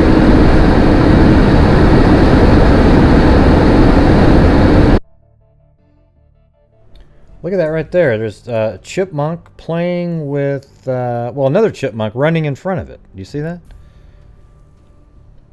And it has to be what that is, too. Yeah, it is interesting how close Ben sleeps to where his friend lives. So it does seem like he was trying to make it back to where his friend is, just couldn't find it. Got lost.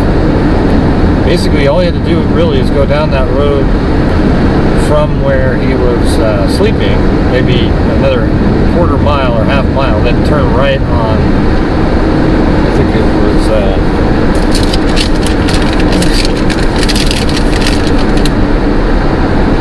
Corey Road, and then that's that gravel road. So it's a pretty far walk on that. But if you cut through the woods, it's not really that far. But you definitely would have to go through some woods and then down a canyon,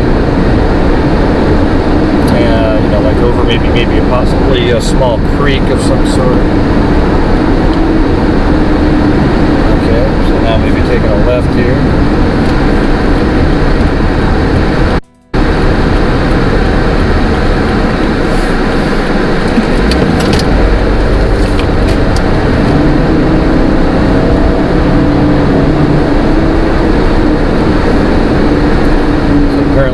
Driving back by that school again where the staging area was, the 24th and 25th. I think they might have even been there on the 23rd as well.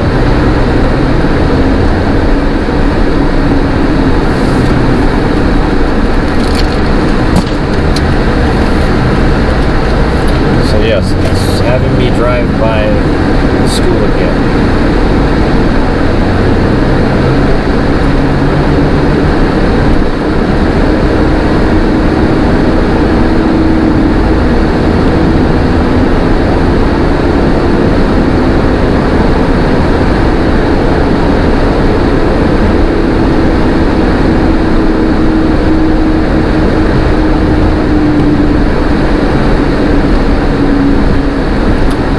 Everybody's heading somewhere to go watch the Super Bowl.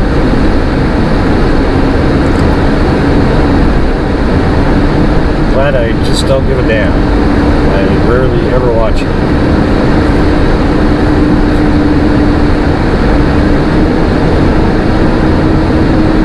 Usually because that's the golf weekend that I have, but this year it's not, and I'm still not excited to watch it.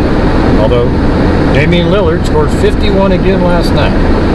See, what he's just done has never been done in NBA history. In terms of, he made, I think, over 6 3-pointers in 6 straight games. He's just adding to it.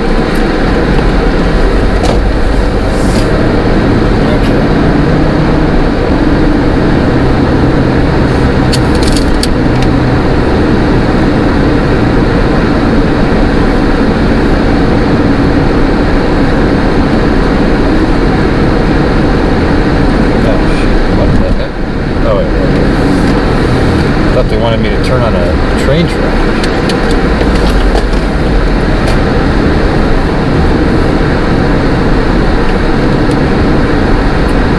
Jackson Quarry Road is where we're going. It says only 4 minutes left.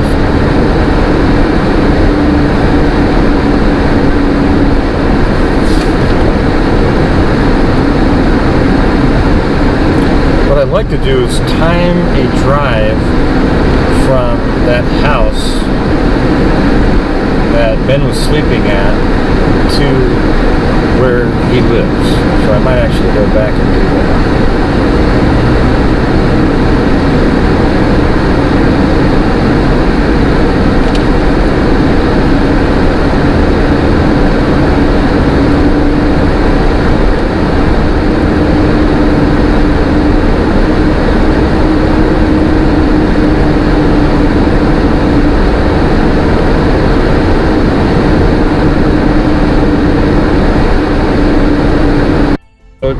But for some reason they hid because he was scared, he said. So it's a... I'm just going back in time a little bit. I think I found some missing clips. Rather long walk down here to get to Old Pumpkin Ridge Road. Especially if you're walking in slippers.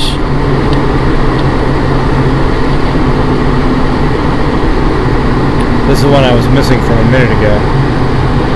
And it would be right here, and it'd be really tough to catch this if you hadn't been here before, but it's just right here. See that right there? I mean, it's kind of an odd turn. Yeah, so right there is where the grandmother would have to, on the way up, she'd easily miss that, because she'd have to know to make that turn. So when she's driving up there, she asks, hey, where's Old Pumpkin Ridge Road? And then on the way back down, she has to know to make that little sharp, or that little quick turn off of the main road there. So we're going to go back down Old Pumpkin Ridge Road. So it sounds like they were down here, and then maybe she made it down here, or maybe she drove by them before they had made it onto this road, but they still hid, and then she eventually made it onto this road here. So when the grandmother was driving by, Ben says that he saw her, but was too scared to go to the car. And that made some of us speculate that maybe he was scared of somebody that was following him and had just seen that person and didn't want to risk going back out to the road. Which is Old Pumpkin Ridge Road. But obviously, they must have told the grandmother to meet them on Old Pumpkin Ridge Road. Right?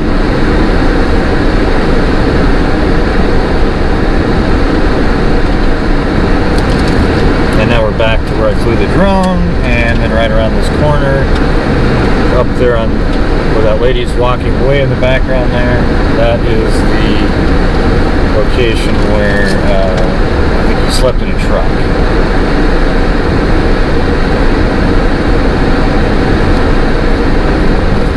I might come back out here again to specifically talk to them, or I might just try to get a hold of them a different way.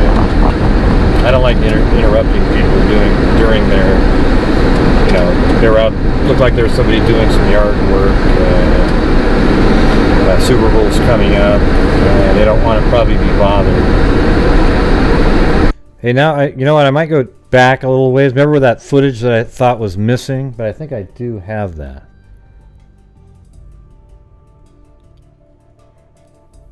Yeah, something like that, like the owner. And that's probably why I was trying to hide it or something.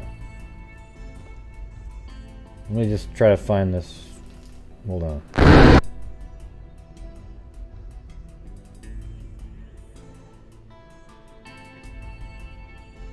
Did I just drive by somebody? All right.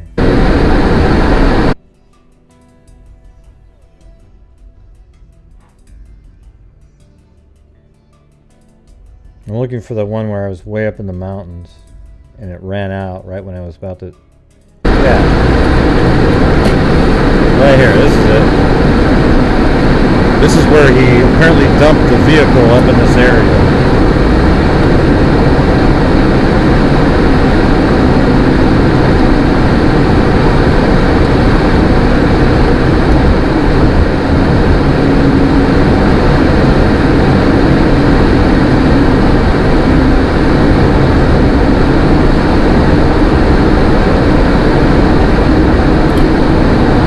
Originally typed in this address, the Google Maps was all over the place. It kept shifting and changing around. Alright, see, now I have the rest of that footage that's right why they were having problems finding it originally. Wow, now we get to watch it again. Hey, thanks, Linda. How? Oh, really? You're getting a little... You should lower the quality down. But thank you.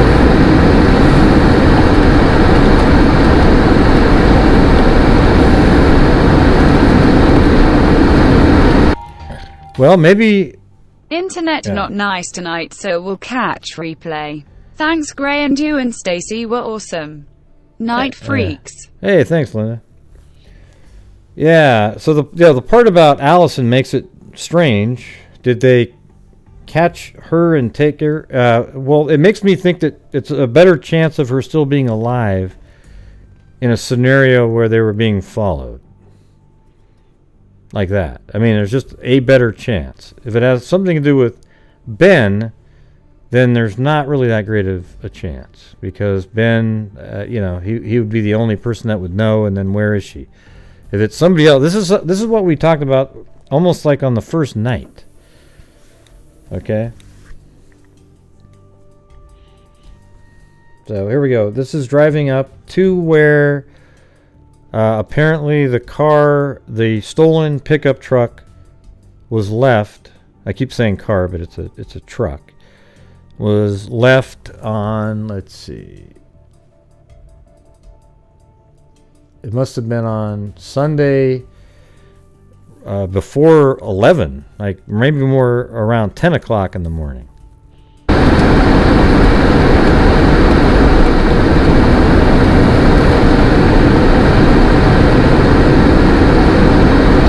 You know, you wonder if they were being followed when they went to, well, let's see. No, when they were at the fire station, they didn't have a vehicle yet. They were still trying to get home. Ben had his mother pick them up at the fire station early in the morning. And then the police showed up because the fire station people thought that was weird. And I guess apparently Allison's even on body camera on Sunday from a police officer.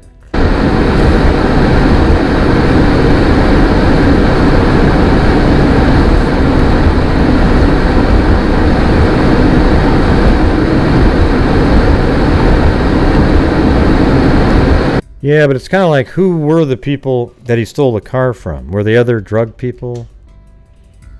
Were they of that character? Now, if there was just some random person, then no, of course they wouldn't do anything to Allyson.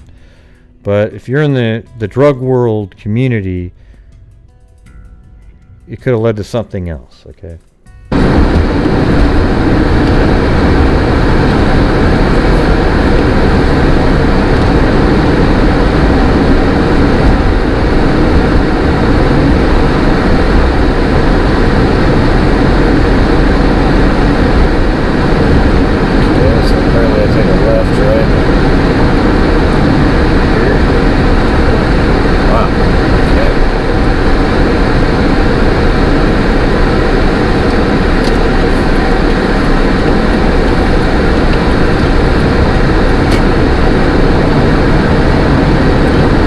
Check all this entire area out here. I just noticed there's some creeks and covered areas.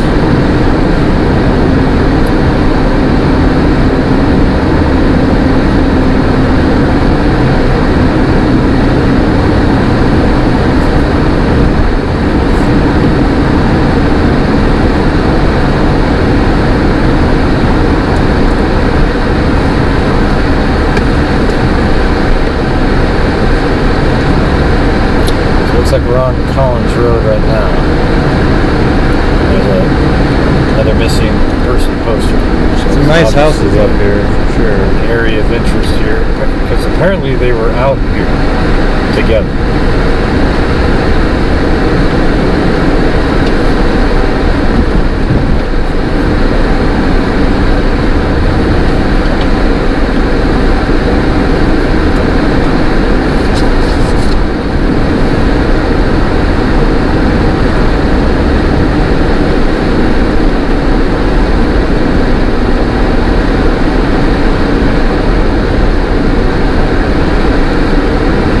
And here's the thing that's been a little, it seems like Ben's scared to say what he knows.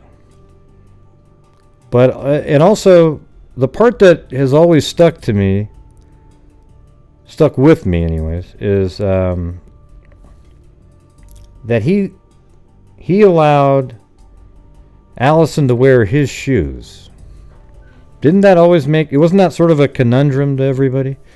Like, if he's just this absolute monster of a person, when she didn't have her shoes, he let her wear his and went with just socks on, walking around to the woods, and then he finally gets slippers from somebody.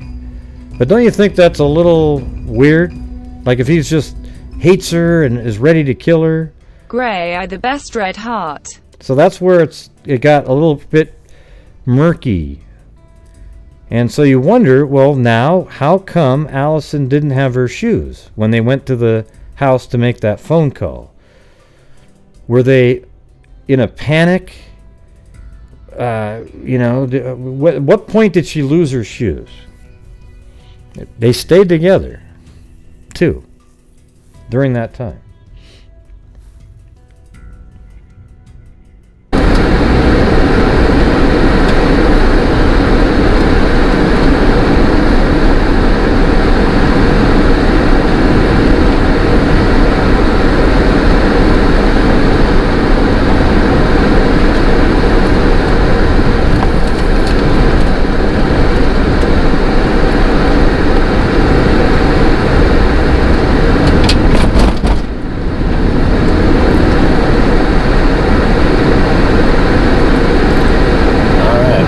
This is the driveway here of the property.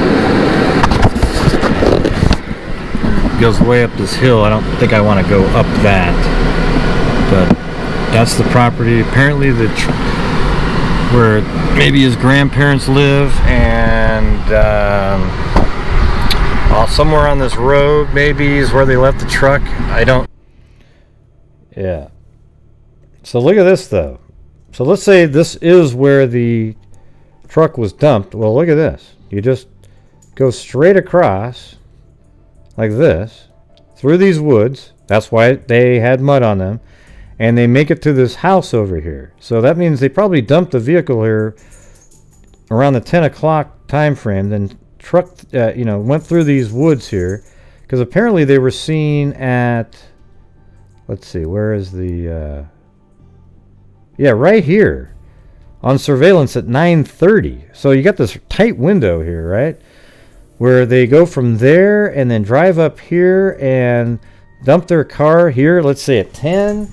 Then they got to track through the woods, you know, and it's not easy. It's a mountain. Look at this thing. It goes up over and then, but it's only 3/4 of a mile-ish. And then they make it to this house right here and they're really wet. Allyson's got mud on her, and she's wearing Ben's shoes. And Ben didn't have any shoes, so the homeowner said, hey, here's some slippers. And that's what he was found in the following day when he was sleeping in that truck. So there might have been a time where Ben chose his own life over Allyson's. Can you picture that? A moment that happened in there? But other than that, he might have treated her, it's hard to say he treated her great because he's stealing trucks and doing drugs and all that. It just, the fact that he gave her his shoes means that he cared for her in a way, okay? And that's a contradiction in the, oh, wow, he went and he just killed her, right? They got an argument and he killed her, right? Before that, though, he'd let her use his shoes. I don't know. Yeah, well, we'll have to see how this all turns out, but no, we don't really have the answer to that. The only person that would maybe answer that question would be the father at this point.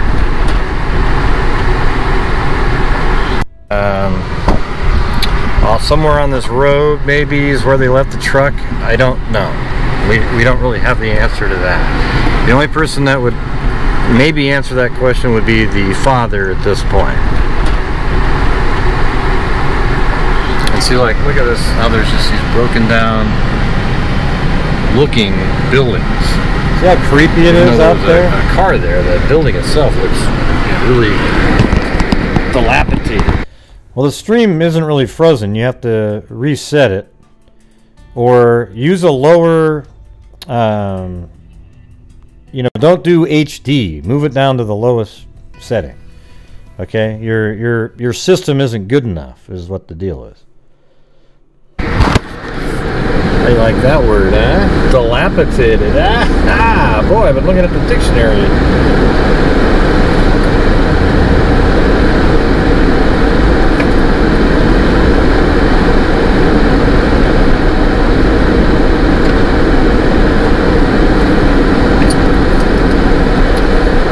Okay, well, I'm going to turn around now and head back.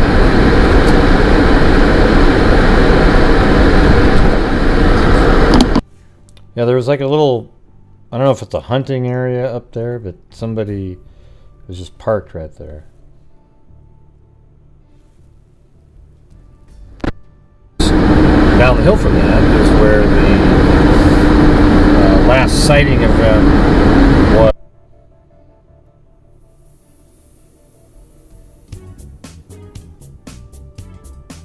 And then again, later on when she's driving back after delivering the packages, but for some reason they hid because he was scared, he said. So it's a rather long walk down here to get to. Yeah, we've already covered this. I'm just trying to find where I was, because now I've got all the clips in Jackson Quarry Road, and that is where... Alright, now I'm looking for where the surveillance footage of the truck was around 9:30. I didn't make it to the right spot, though. I know that.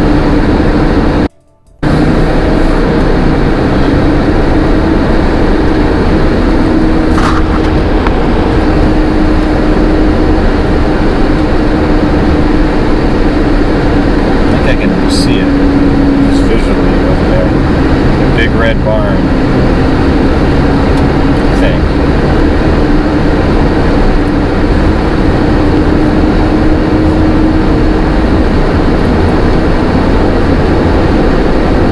Yeah, Ben holds all the answers, really. He's the one that knows what happened.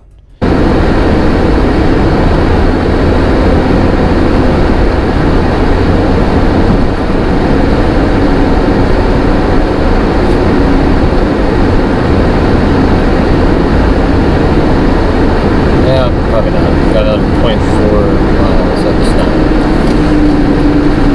I'm just trying to remember what it looked like on the map. But I guess I'm going to turn here.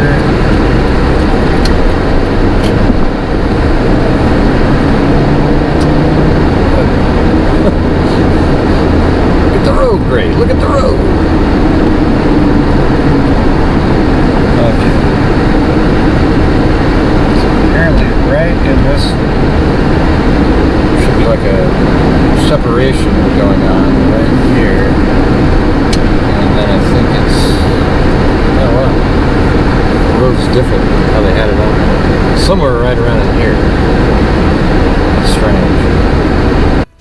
So now I'm going to go back and try to figure out where I am. Let's see.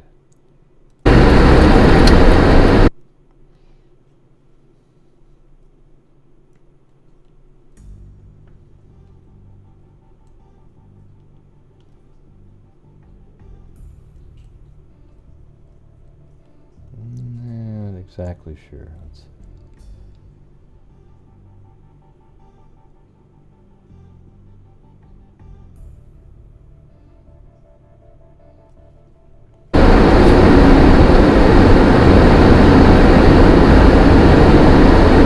Yeah, probably not. Got another 0.4 miles. That's not. I'm just trying to remember what it looked like on the map. But I guess I'm going to turn here.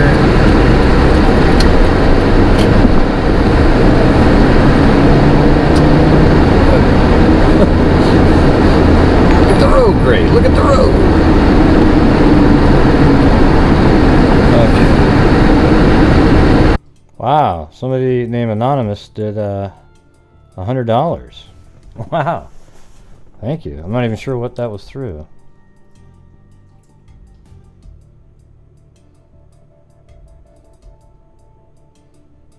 Not sure. Well, thank you. Very, very kind. I'm not sure where that's through. What is that through right there? Thanks, Haley. Apparently, right in this, should be like a separation going on right here. And then I think it's, oh wow, the road's different than how they had it on somewhere right around in here. That's strange. Yeah, it got really confusing for me at this point. Let me see.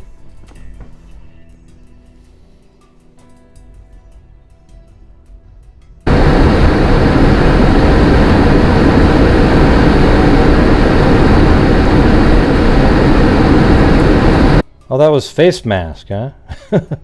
Well, I didn't have my face on the screen, so I'm sorry about that. Thank you very much.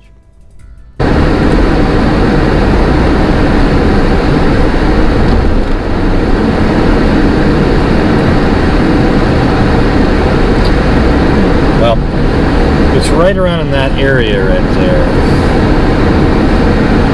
where I was just at, but so it just kind of gives you the distance, sort of a visual on the distance. What I should do is maybe type it in again. Yeah, and I even typed it in again and I still didn't find the damn thing.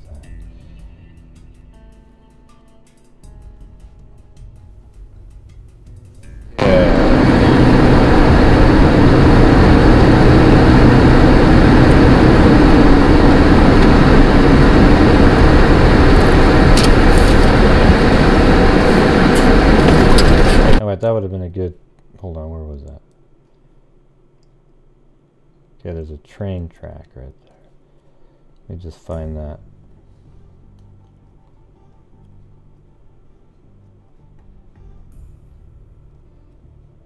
Yeah, it's... I know it's right around in this area, though.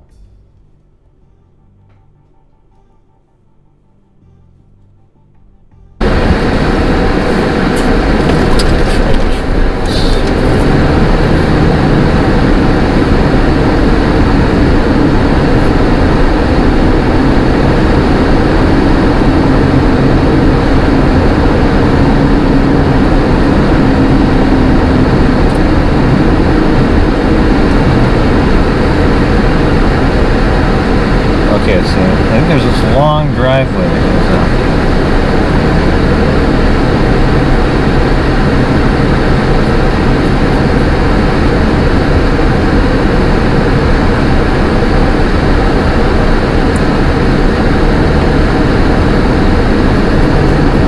Oh, it's right there. There it is. That's it right here. This is it right off to the side here. That's where they went right there. And unfortunately, I didn't go there. I actually go back down this kind of dicey...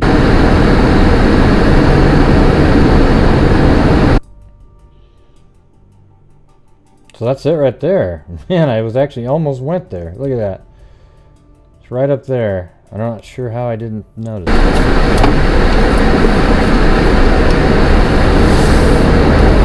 And then I went back up here, and then went into this. Not really 100% sure. I'm just going to pretend like I'm lost. I don't know how I got somebody else. What are you doing out there? I'm going to say, well, I was there before the one before like the time that I was there looking for the guy that was at the one. Just act really stupid. Oh yeah, this is my technique in college when I would go to a party. To get into like a fraternity that I wasn't in. I'm just gonna pretend like I'm lost. I'm gonna pretend like I'm lost. Somebody asked, "What are you doing out here?" I'm gonna say, "Well, I was there before the one before the time that I was there looking for the guy that was at the one." Just act really stupid. That shit works, man. When somebody's drunk, they're like, "Hey, I must be stupid." So he says, beware dogs. Apparently it was in... Same with, I thought it was back there, but it wasn't. Okay? It wasn't at all. It's right there. That barn on the corner. Right there.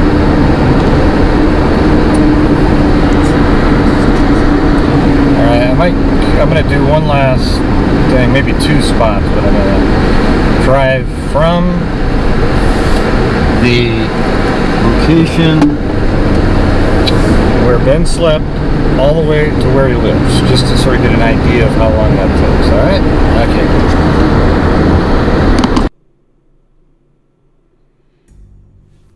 Yeah, well, maybe he's not a great guy, but some of the stuff that he says adds up in the story. Okay?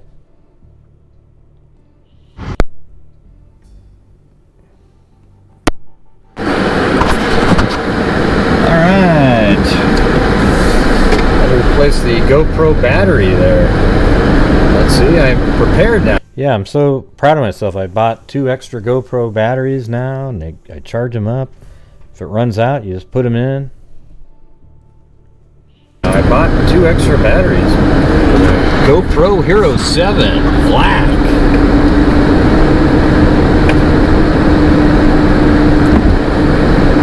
Yeah, so I'm going to be heading up to where Ben slept in the truck. Well, probably the thing that upsets me the most about one of the parents is that Ben's mother went to pick them up at the fire station on Sunday, I believe. And, I mean, that's Sunday, right? And sees Allyson and Ben in there. And the police were there too, because they're at the fire station. The fire station thought it was a little odd. It seemed suspicious why they were there. And so they called police, and the police showed up. And then right about that same time, Ben's mother shows up, and then Ben didn't say anything to the police. They had nothing to hold him on or anything like that. If he had said who he was, they would have picked him up on warrants. However, he didn't say anything. The mother came and picked him up, and then the next day, when everybody's looking for Allyson and Misty calls the mother up on the phone, the mother never once mentions that she sees Allyson at the fire station just the day before. Don't you find that a little bit ludicrous?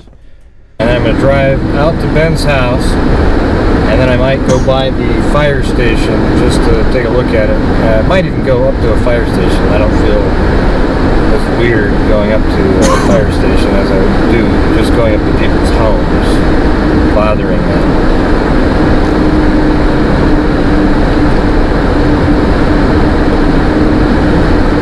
I did say Sunday. Yeah, I don't know about Saturday. Let me just make sure. Let's make sure. Yeah, the Saturday was popping into my head a little bit too when I was thinking that. But let me just look. I've got a timeline right here on the.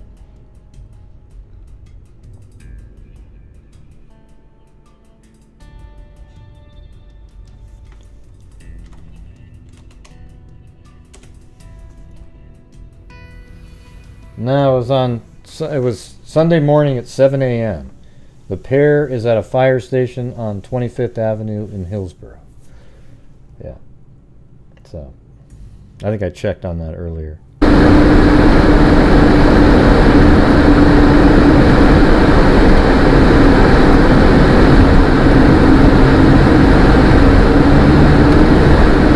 So I'll turn it back on again when I get to that house to start the timer. Okay. So here we go. We're just right now, we're at right just off to the left there. Yes, if you guys watch this channel, you probably recognize that we're right next to where I flew the drone and where he slept in the truck. Okay? Yeah, it's not really incredibly confusing. I have it written down. I'll go over it at the end of this. I'll go over it another time so that we've all got it. That there is missing time, so that part's confusing. And we don't know why they're in all these different locations, but there does seem to be some time. I get what you're saying. I mean, yeah, it's not like a linear thing where you can go, oh yes, right here, right there. This makes sense. This makes sense. So we're going to do a drive right now, straight from here, right to the house, okay? And so this tape here is 8:51. I think we move into the next one too. But here we go. This is where he slept. So this is the drive. This is the drive that the homeowner that found him in his pickup truck. This is probably the exact route that he would have taken him to his house. This is where Ben slept in the truck.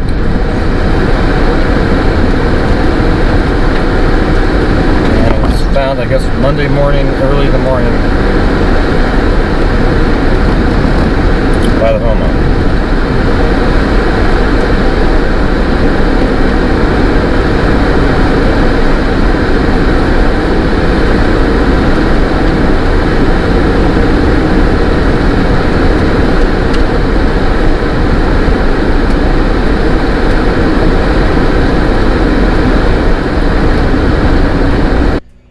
you mean? This is where he woke up in the morning. I just explained it to you. Where he woke up in the morning in the truck when the homeowner found him in the truck and then drove him home. Okay?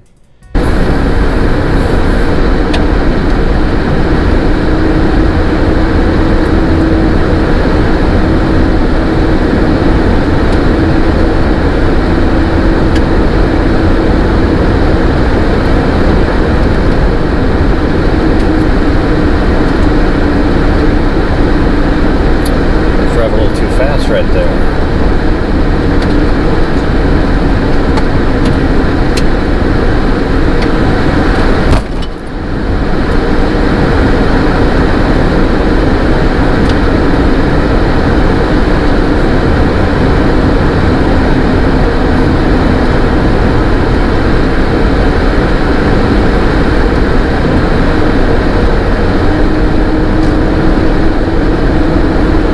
Good night, Wally Gator. So it's about 3:14 in the afternoon when we did that. Thanks for being here, Wally Gator. Another one of our intrepid reporters.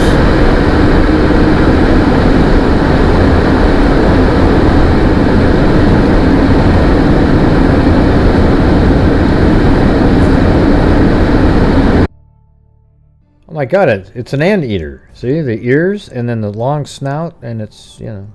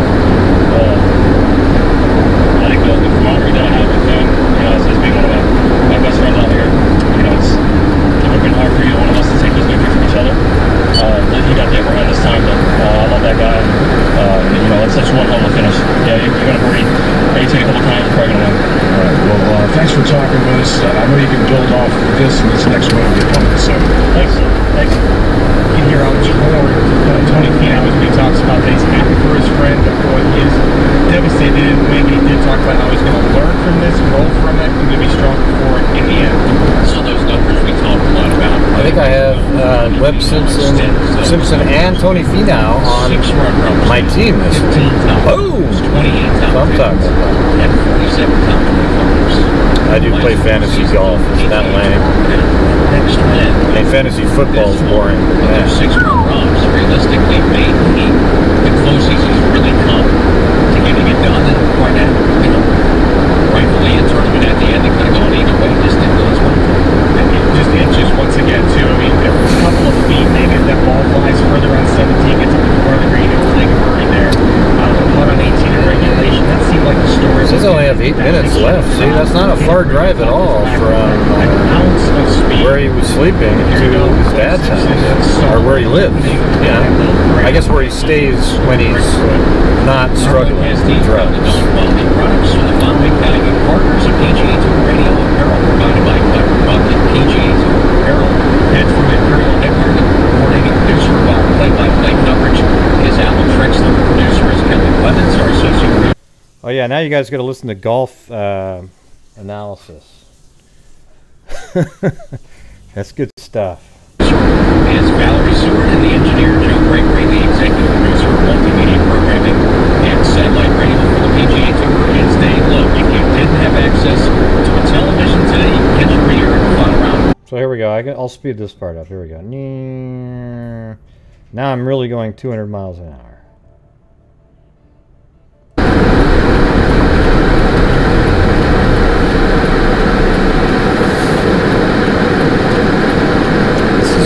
Zion Church Road. Look at that, Zion Church Road. Didn't we have another case recently with that?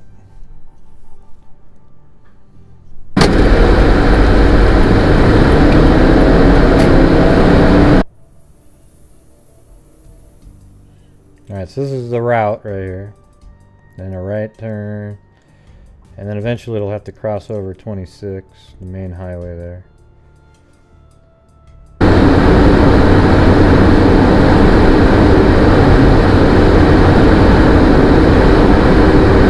I've learned that you just, sometimes you just get lucky, get a hold of somebody when they're ready.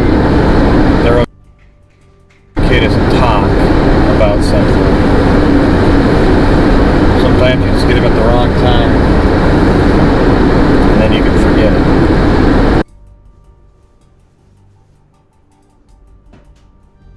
Yeah, so this whole trip right here only took 12 minutes. I guess the street just likes to have parties.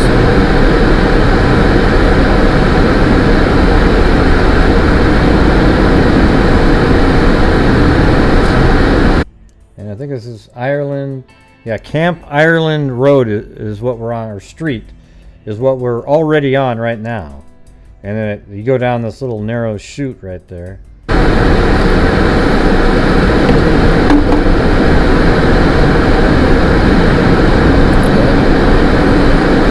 exactly what it looks like on Google Earth. So yeah, that only took 11 minutes. So man, 7 in the morning, probably 15 miles.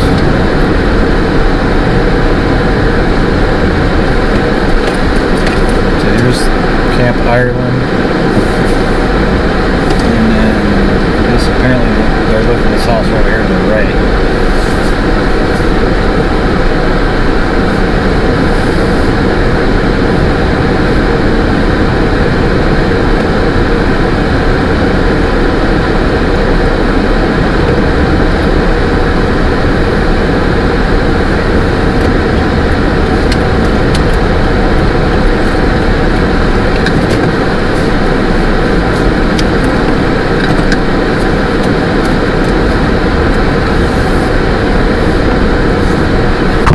Now I'm going to do the old fake, oh, I got to pull in and back out. There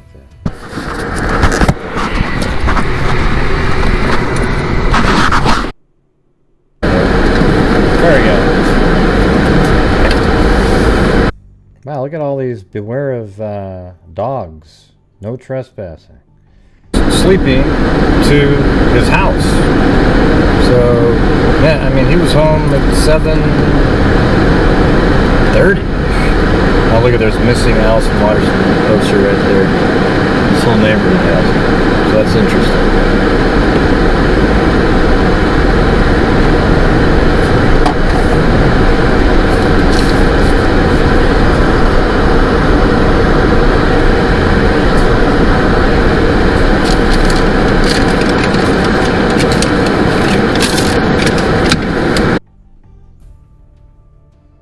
Yeah, no, when you say, you know, how did he get lost? Well, it's not related, really. It's, you know, they were way up in the hills over there, and maybe they didn't know that area very well. That's where they got lost. They didn't get lost in town here.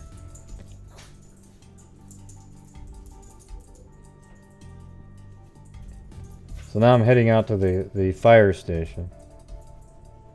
And this is where they called. So it might have been where people dropped them off, but they didn't want to get dropped off at their house for some reason. Or maybe the people that were giving them rides said, hey, I can only give you a ride here, and so forth. I don't know. I don't really understand why they were dropped at this, why they were at this fire station. Because they didn't have a vehicle at this point. Because they called his mom to come get them, and then I think the mom, we'll go through the timeline again. Plus to the fire station. I think you can see it up there, the building with the red top on.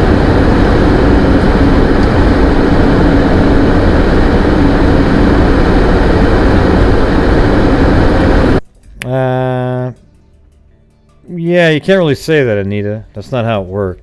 They went to the house. They wanted to use their phone, and then the lady said, yeah, well, here, why don't you call the cops? Then they said, oh, well, we don't need to. And then she said, oh, go ahead and call whoever you want to call. Okay, yeah, go ahead and call whoever you want to call. Then they called the grandmother, and that's who they wanted to call originally. But as soon as she mentioned cops, then they got a little bit like, well, I don't want to call the cops, and they were about ready to leave. Okay, so you can't say what you just said up there. That doesn't make sense.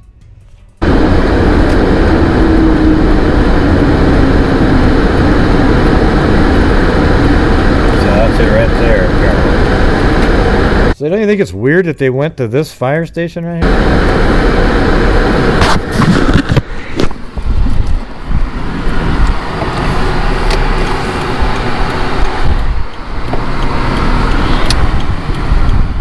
Hey, thanks, Sherlock Hemlock. Well, maybe I'll try going in since it seems to be open. Let's see. See, look at, I've got my my chest camera. It's on.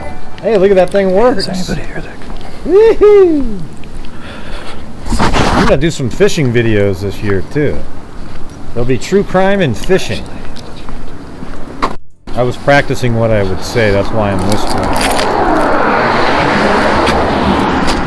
Nope. guess they're not open to it right now. No, guess they're not open. Darn it. Hey, I had my new... Well, look how good the audio is. Using my chest camera. All right. I'm excited. So I might be using this a little bit more. I'm going to have one for my head too. I might get a second camera. All right. So. Oh, by the way, everybody, did you see my license plate number? Look at that. Oh, I guess you can't really see it that good. So. I guess there's probably people. See, somebody used to call me Lucifer because they think I act like the character Lucifer in that show called Lucifer. And then I got my license plate, and it had 666 at the beginning. Oh my God! Yeah. Well, there, but they're not open. Yeah, but I'm liking the chest camera thing. It works. And what was I doing next? What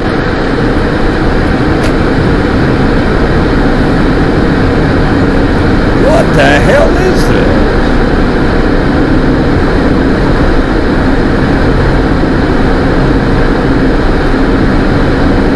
Yeah, Minivan Traveler probably is like, oh, I told you, everybody.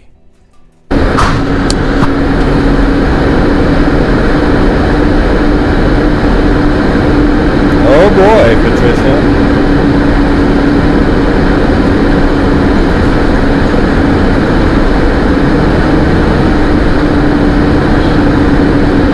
And you notice how my body camera was straight up and down, not at some weird angles like we see all the time?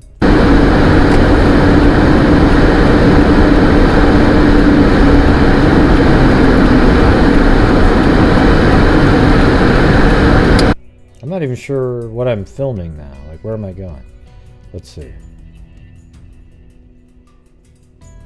No, it's just me. That's 800-852-9320.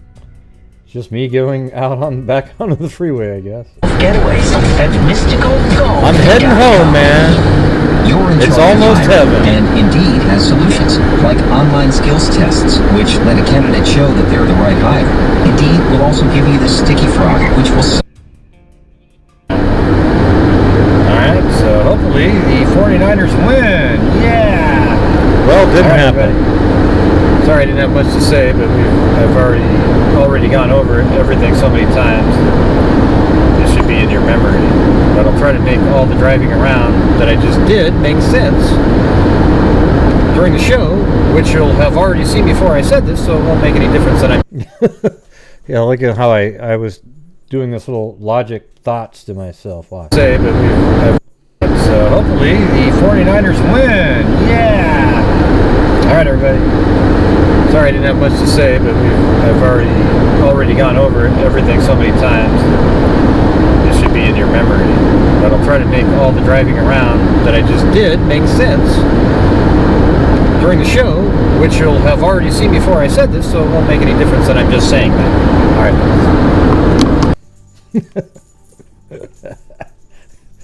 Oh, jeez. You know, I actually make myself laugh sometimes. It's weird. All right, here's the timeline. Okay, this is one by Trevor. Okay, he made this timeline. Okay, so 4 o'clock, Allyson leaves the house. This is on Friday, the 20th. Okay, she leaves the house. It's a regular, is in regular contact with her mom via messaging. Ben and Allyson go to a friend's house in North Plains. Okay, so what we'll do is we'll have this open and I'll switch back and forth to it. Or maybe I wonder if I can have, well, I can't do it that way. Unless maybe if I move this, oh, let's see if this works.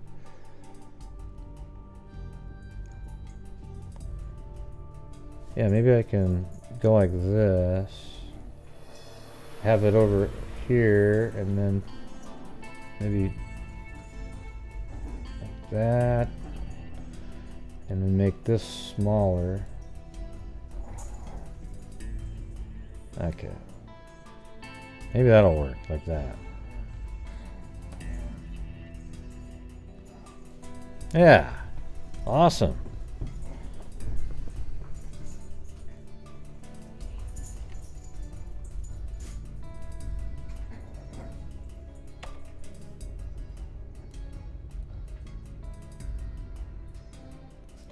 Okay, this is where the friend's house is. Remember the gravel road that we went on? Starting right here, it's all gravel, and it goes up around, and it was right there. So, let's see. Ben and Allyson go to a friend's house in North Plains for a barbecue and a party. They stay there overnight and through much of the next day. So that would be through much of Saturday.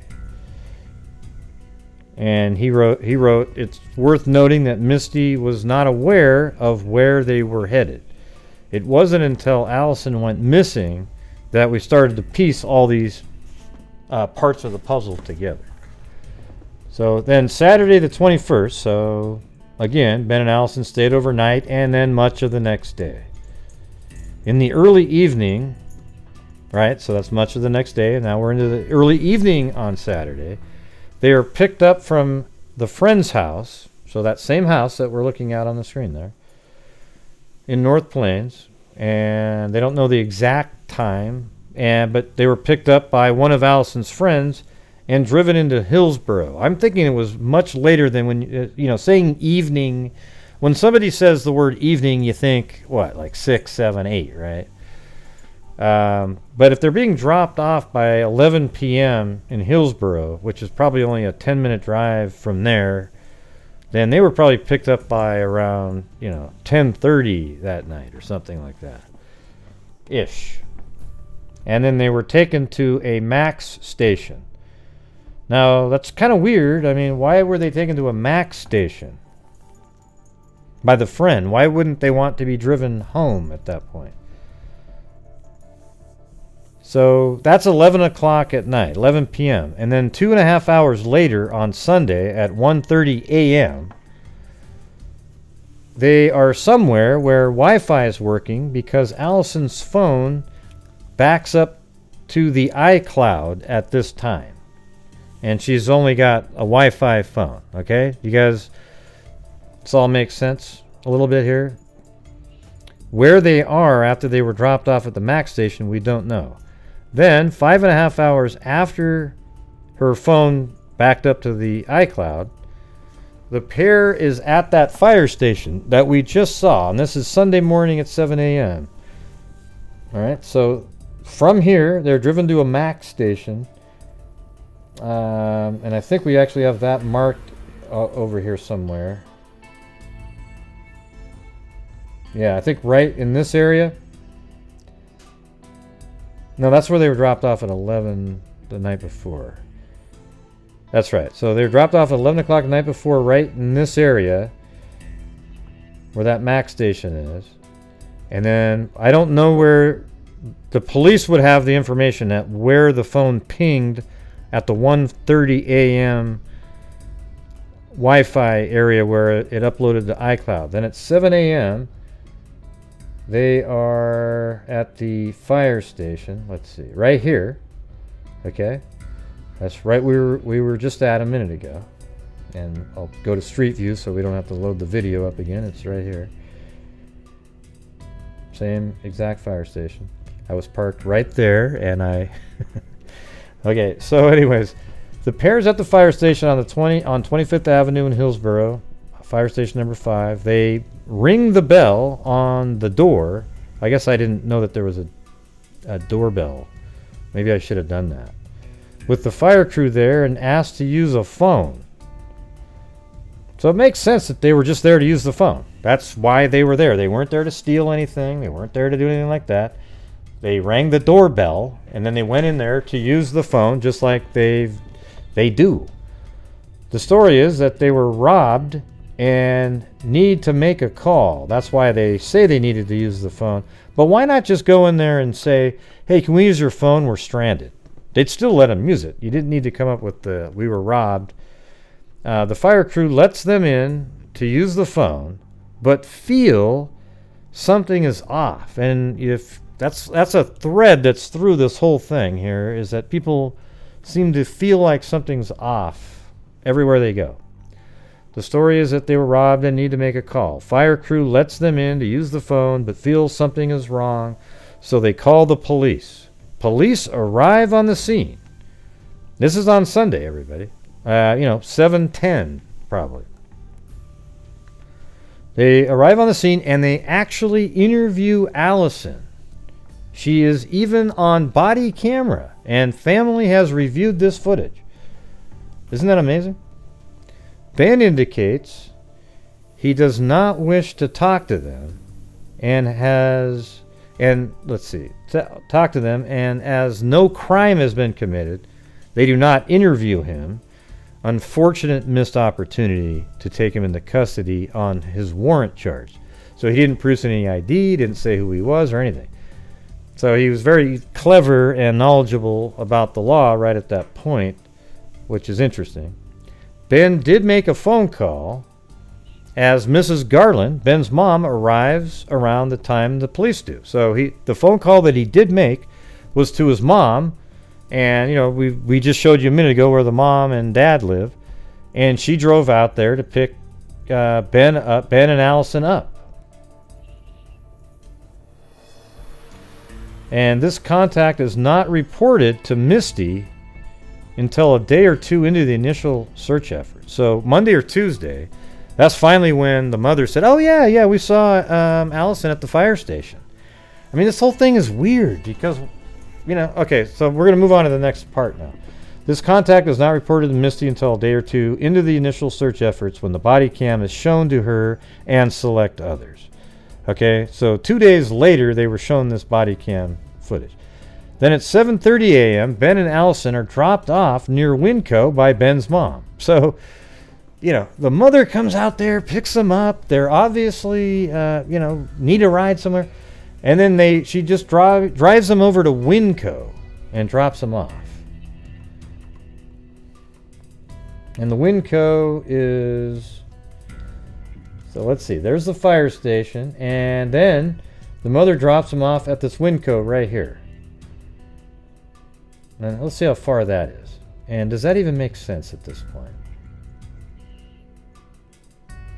If that's even a mile, I'll be shocked. No, it's 3 miles. It looks totally different. But yeah, so they gave him a ride. The mother gave them a ride to Winco, which is 3 miles away here. And we've... Trevor, who wrote this, said that they believe that it is the Winco near Cornelius Pass Road, and that's what this road is right here. So that's the Winco. Based on events, we assume this is where the red truck is acquired. Whether it was stolen from here or stashed near here, we do not know. I don't know why they think it might be stashed there. I think it was just stolen there because they traverse with it. So I don't know what the stashing part means. And then at 8:30, I guess they could have stole it, stashed it, done something else, then took off again. But anyways, Allyson sends her mother a text message on Sunday at 8:30 a.m. And the device that was used to send the text message is unknown. The picture that WCSO later releases of a red truck is taken at Jackson Quarry Road at 9:30. So they're dropped off at 7:30, and then at 9:30 they're at Jackson Quarry Road with the, it's right here, here we go, 9:30, and this is where their car actually pulled into this area here and was caught on surveillance. What were they doing there? You know what I mean? Like, what the hell is this? What the hell is this? Yeah, right up in there. They drove up in there, and what were they doing there? Maybe that's where they were going to steal something.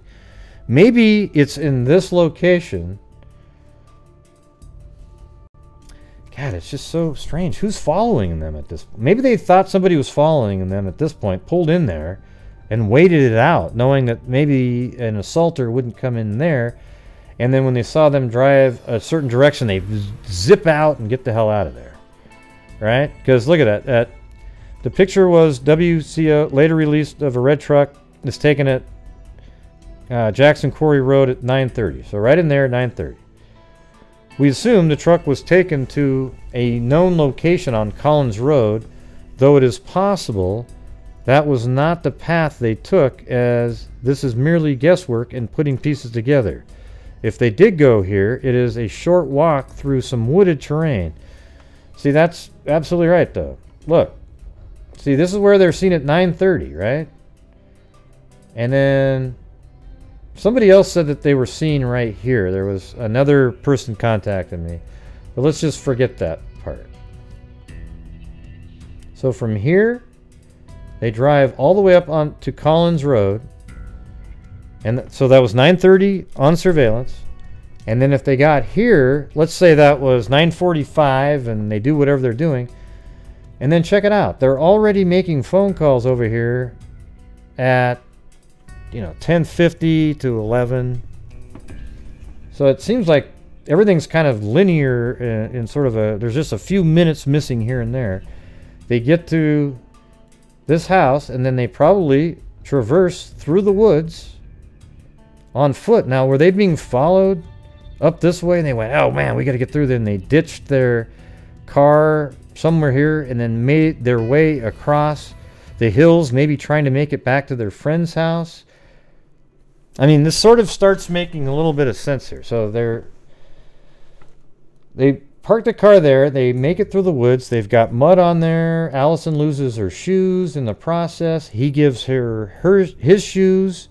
It may have been that Allyson was in the car, didn't have her shoes on. Then they had to make a break for it really quick. And then eventually she goes, hey, I don't have my shoes. And then he lets her, they stop for a moment. She puts on his shoes. Then they make it all the way through the mountains, out of these woods right here. So if you look at it again, they're right there. And they would just go up over this mountain right here. They go to this house. They go knock on the door. They go in the house. And around 11 o'clock, they make a phone call. First they asked if they could just use their phone. Then the homeowner said, hey, why don't you guys call the police? Because they came up with a story about, some other story to them. What does it say? Conflicting times have been given for the phone call, but it is all within this time frame from Sally's. This is Sally's house right there on Pumpkin Ridge Road. A FedEx driver in the area confirms that she sees them in the area at 11:05, right at Sally's house. And the resident indicates she offers to call the police. They appear to want to leave at that point. She then indicates they can use the phone and call who they need. See, so they just wanted to use her phone. And then when she said, oh, you can call the police, they went, nah, that's okay.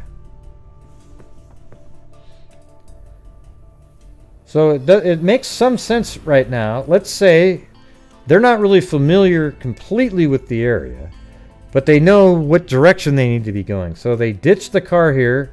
They're trying to get to their friend's house. It's right there because they don't know anybody on these streets. So they try to get to their friend's house and they go up across first. They just make a straight line across at a slight angle north. And then they go to this house.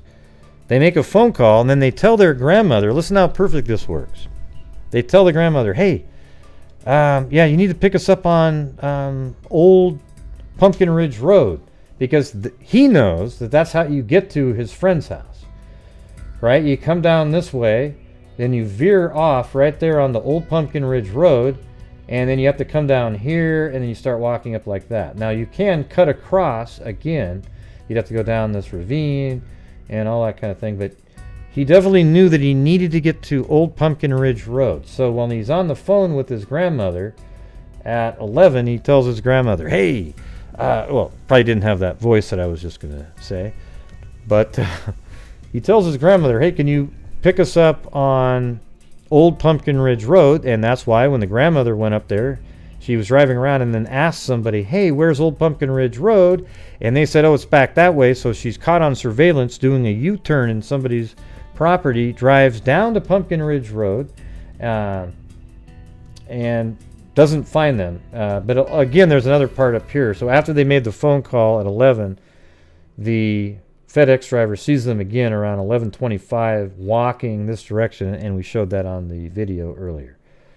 Okay, this is the house that I stopped at, and the German Shepherd came out, and he's the one that told me, yo, no, these people up above there saw them, and that's how we've sort of been able to narrow it down, and with the family members.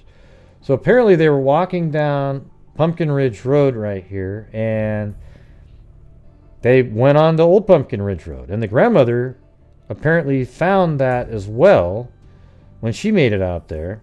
She got out there, it looks like right here it says 11:45, Ben's grandmother drives up Pumpkin Ridge Road. So picture this right here. That's Pumpkin Ridge Road. Keeps driving up it. She indicates that her grandson, she stops and talks to somebody and asks for directions, and says she indicates that her grandson called saying that they'd been in an accident on Old Pumpkin Ridge and needed a ride. So the son lies right there, but he needed to have a reason to tell grandmother to come pick him up. But he wants her to pick them up on Old Pumpkin Ridge Road, as she is too far up the hill. So she's way up here somewhere, and then drives back and is told to drive this way to get onto Old Pumpkin Ridge Road, which is right there. Notice it right here, it says Northwest Pumpkin Ridge Road, and then this is Old Pumpkin Ridge Road. Okay? Is this making sense to everybody?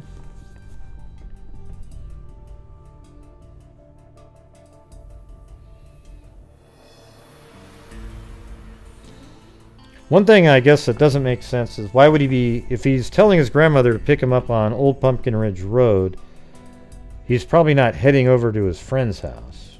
Although that just might be a familiar area that, that he's aware of. I don't know. Okay, as she is too far up the hill, Old Pumpkin is much further back towards the city of North Plains. Yes. The resident directs her back towards the confluence, and again, the confluence is right there,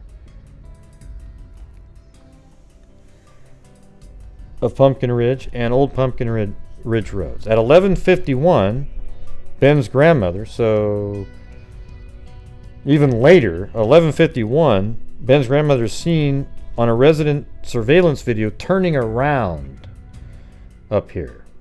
And then she's heading back towards where Pumpkin Ridge Road is up here. And then it says, remaining events of the day are essentially unknown. At some point, Ben indicates he slept in blackberry bushes. Well, he says he slept in blackberry bushes right here at this property, which is down Old Pumpkin Ridge Road, right there, see?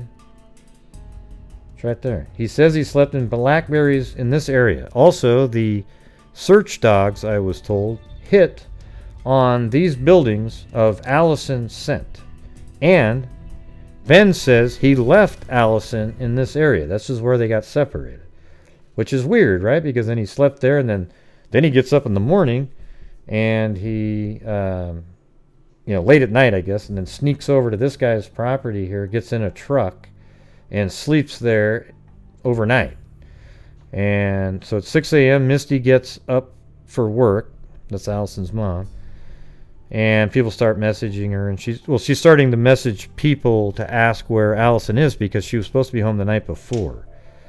You know, and it's probably not unusual for Allison to come home in the middle of the night or something, so she just goes to sleep like normal. But then when in the morning, she notices she's not there. Then between 6 and 7 a.m. on Monday, the 23rd, Ben is found in Ralph's pickup, and that's right here. This is Ralph's house right there. Ralph describes him as being soaking wet, and Ben indicates his friends left him out here and he needed somewhere to get dry to sleep. I wonder if there's any truth to that. Maybe the people that were searching for him, he's sort of subconsciously referring to them as friends, but they were actually after them, and somehow he got away and Allison got captured by these people. You know, I'm just throwing it out there.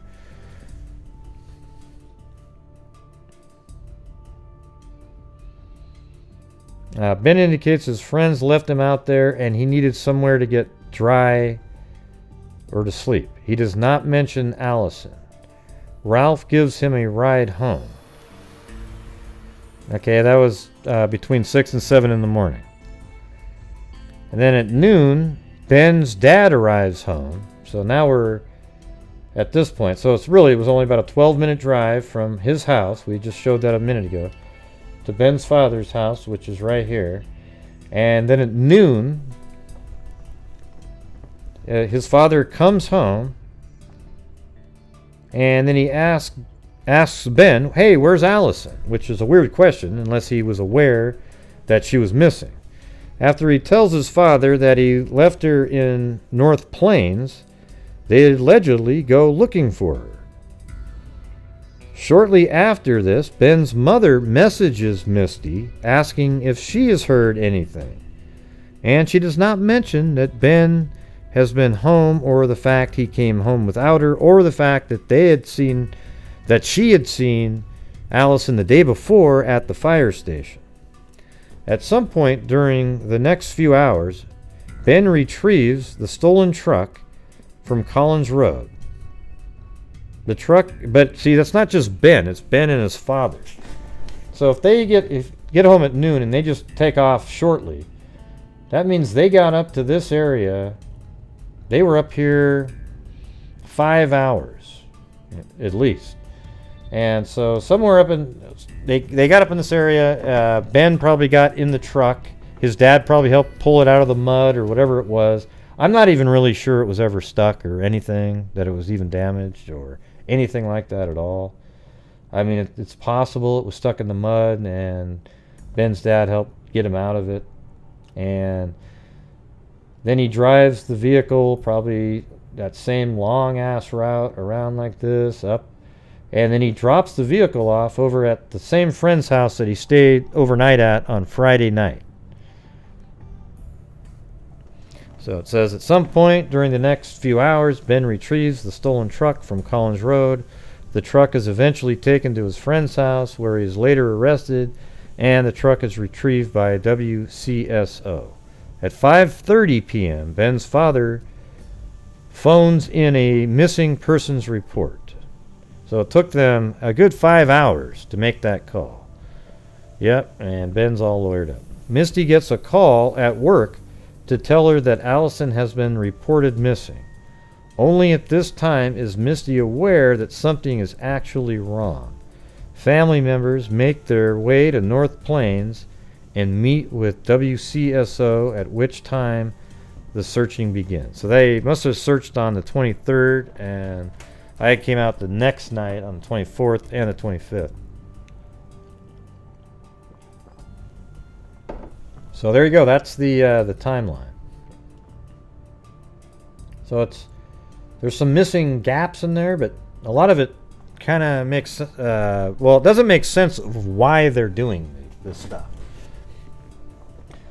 You know, why did they go to the fire station?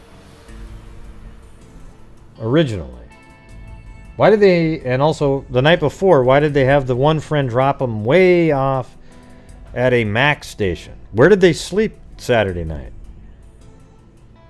There's a question. Where did they sleep that night?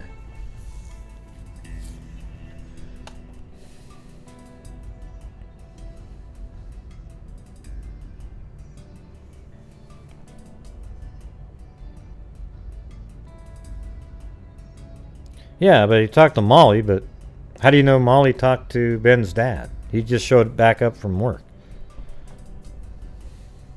So that you can't say that that's for sure how that happened.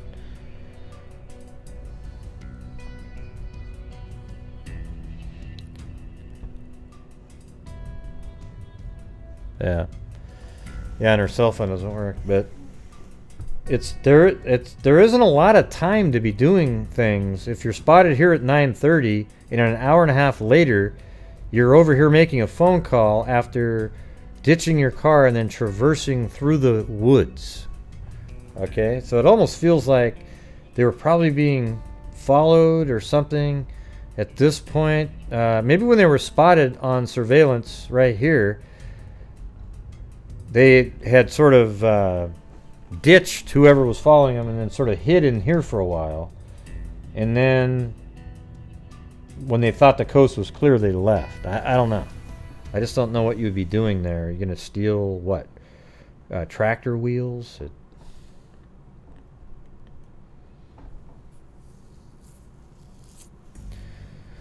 All right. Well, everybody, I think that is that's all I got.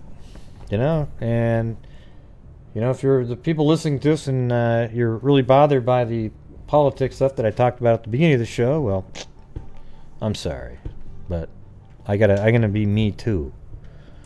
Right? And stuff that was bothering me. It's been bugging me a lot.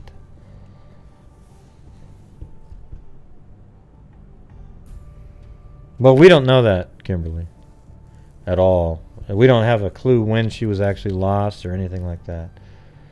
They're outside. It was raining and cold and wet. So that's why he's wet, yeah. There's not a swimming pool out there.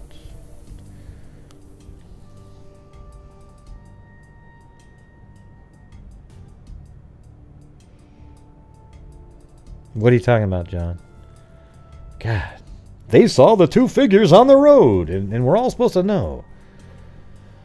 Yeah. Anyway, no, they saw him. Now it was Allyson and Ben were on the road. Okay. The FedEx driver knew exactly who they were. They were familiar. She even saw the same color hair, the backpack, and everything. Yeah, we know, John. We got it. Okay.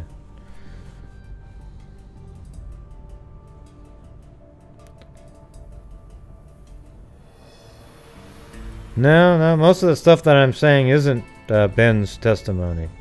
That's your perspective, John. I'm going by actual things that are out there, okay? Like proven things. Now, the only part that's his testimony is that he slept in the blackberry bushes and they got separated, that kind of thing. The other stuff are real times. Yeah, John thinks he should have his own show. Yeah, well, I'm just saying we don't know if they were searching or anything. I think it's possible that during the 5 hours, they were out there, they could have done something. If she's not alive and he knew it, then they may have moved her body somewhere. Okay, I'm hoping that's not the case, but that's a lot of time. 5 hours is a hell of a lot of time. Yeah. Right. Okay.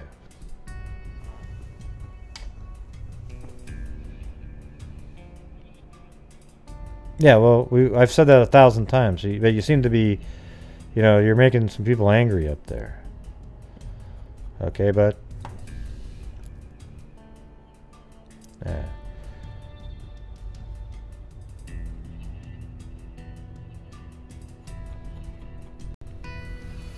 Okay.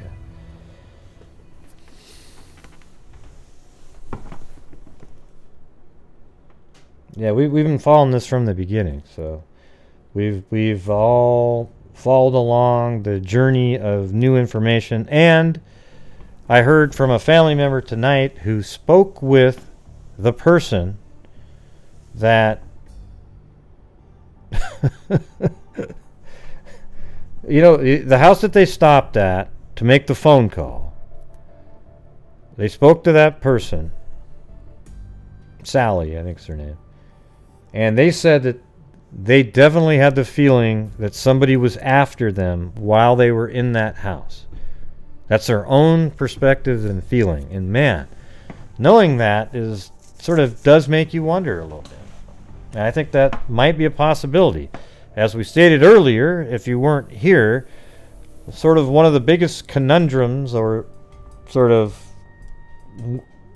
things that sort of reverse how you might think is that Ben, again, I'm bringing this up again, Ben gave Allyson his shoes.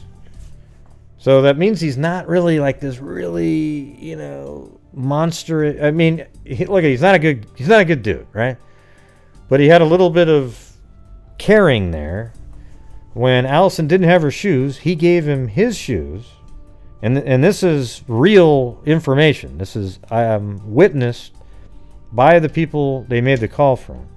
And he only had socks on, so that same homeowner that let him use their phone gave Ben some slippers.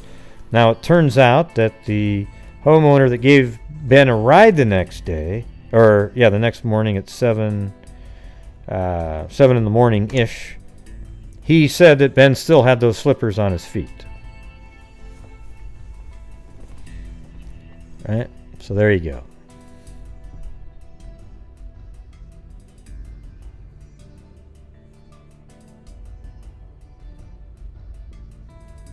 Well, you made a live, but it's almost over, B. So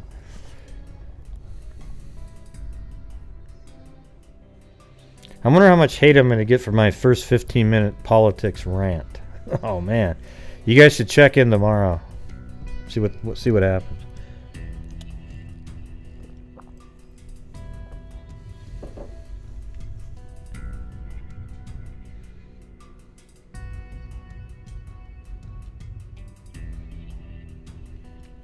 Well, at least you got here for a minute, B.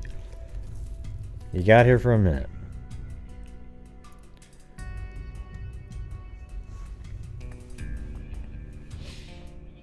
Okay, well, you guys got to come in. Okay, good. All right. All right, let me hit the save button here.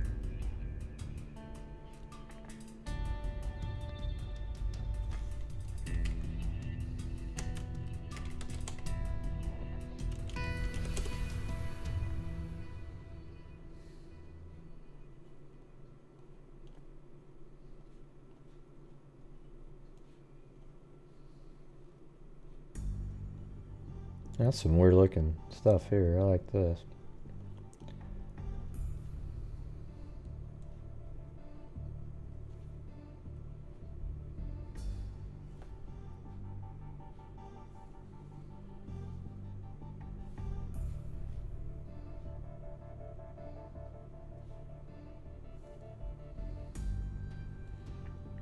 Okay, that looks like it fits better than normal. There we go, right there.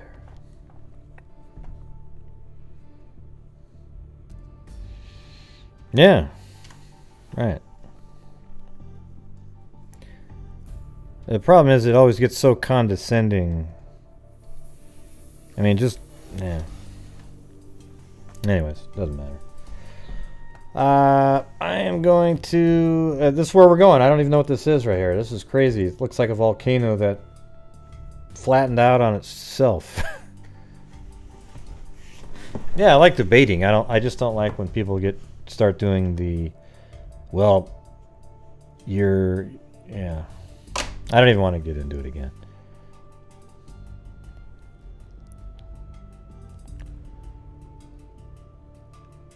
Yeah, that's true, I guess.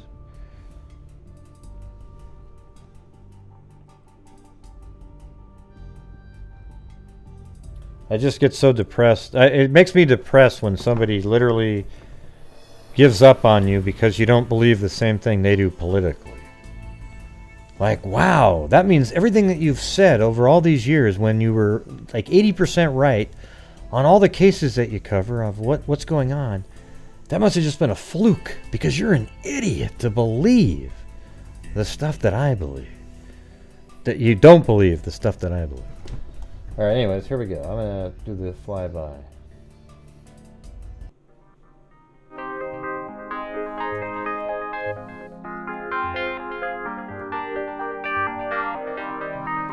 Now, there are things that do make you an idiot if you believe, because it's literally a fact about something.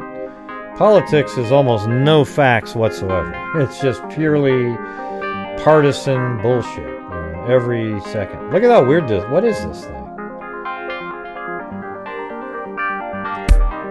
It's the largest mushroom in the history of mankind. And another one.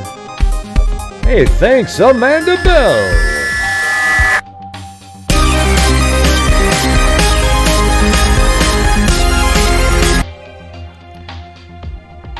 Wait, I gotta have you. Oh man, I was gonna have you dancing. Love you, Gray. Can we fly by Grand Prismatic Spring in Wyoming sometime? That's my pick.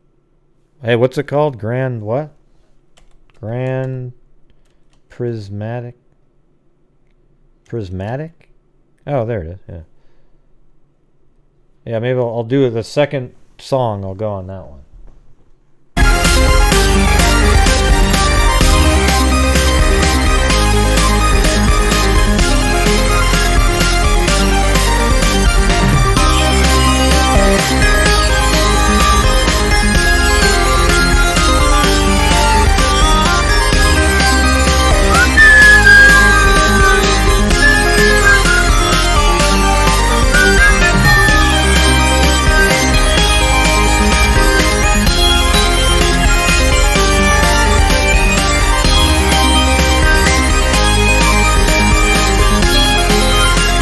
No problem, John.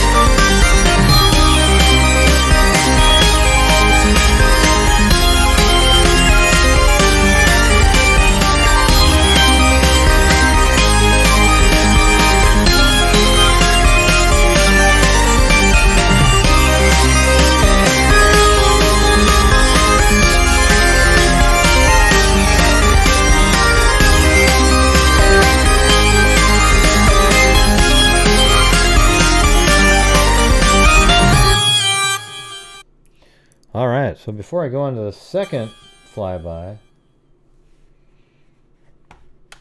which will be in just a minute,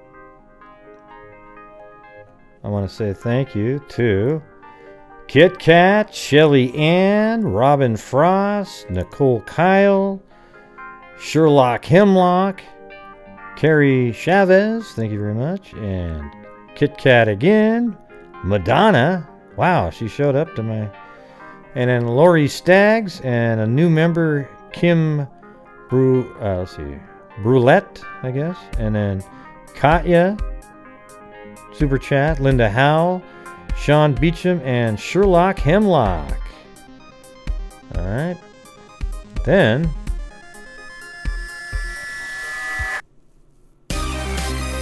hold on. Oh, and then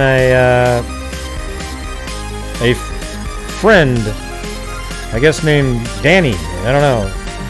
That's who did the $100 in there.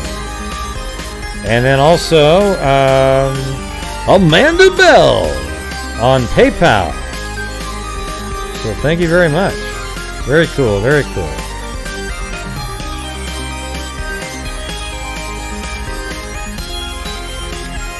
All right, ready?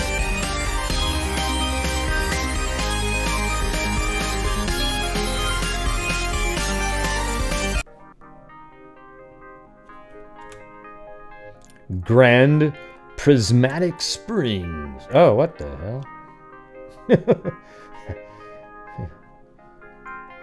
That's some crazy looking stuff right there. I'm not gonna kid you.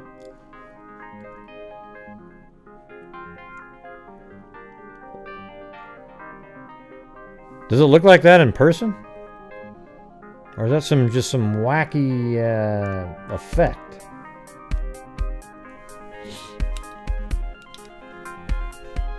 Andy seems to be doing really well. Thanks for asking. I think he just, it was some sort of a miracle with him. Right? It's amazing.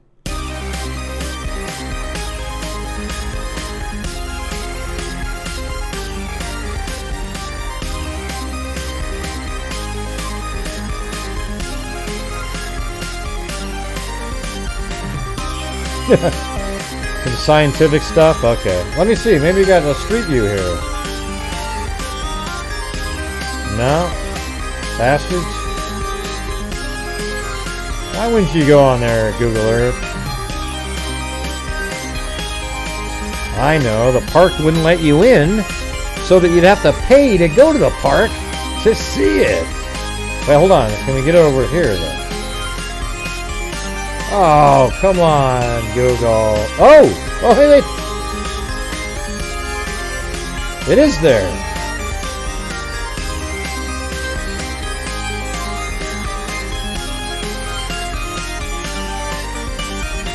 It's not quite as colorful. Maybe it's a certain time of year, but...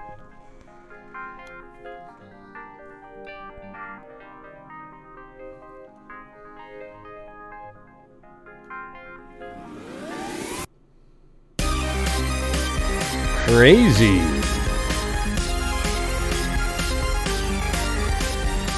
Wonder what kind of fish are in that pond. Well, Gray, there's none. The alkaline level is so high that they aren't able to... blah, blah, blah, blah. Sometimes questions are just rhetorical. Imagine if people answered your question when you would say, "Man, why does it have to rain today?" What if every time you said that, if someone said, "Well, the cumulus stratus clouds formed up high above with the interaction with the..." Oh, man. Imagine that. I was just wondering why it had to rain today. I wanted to go golfing. Well, the reason it rained today, again, was the stratus clouds were fun.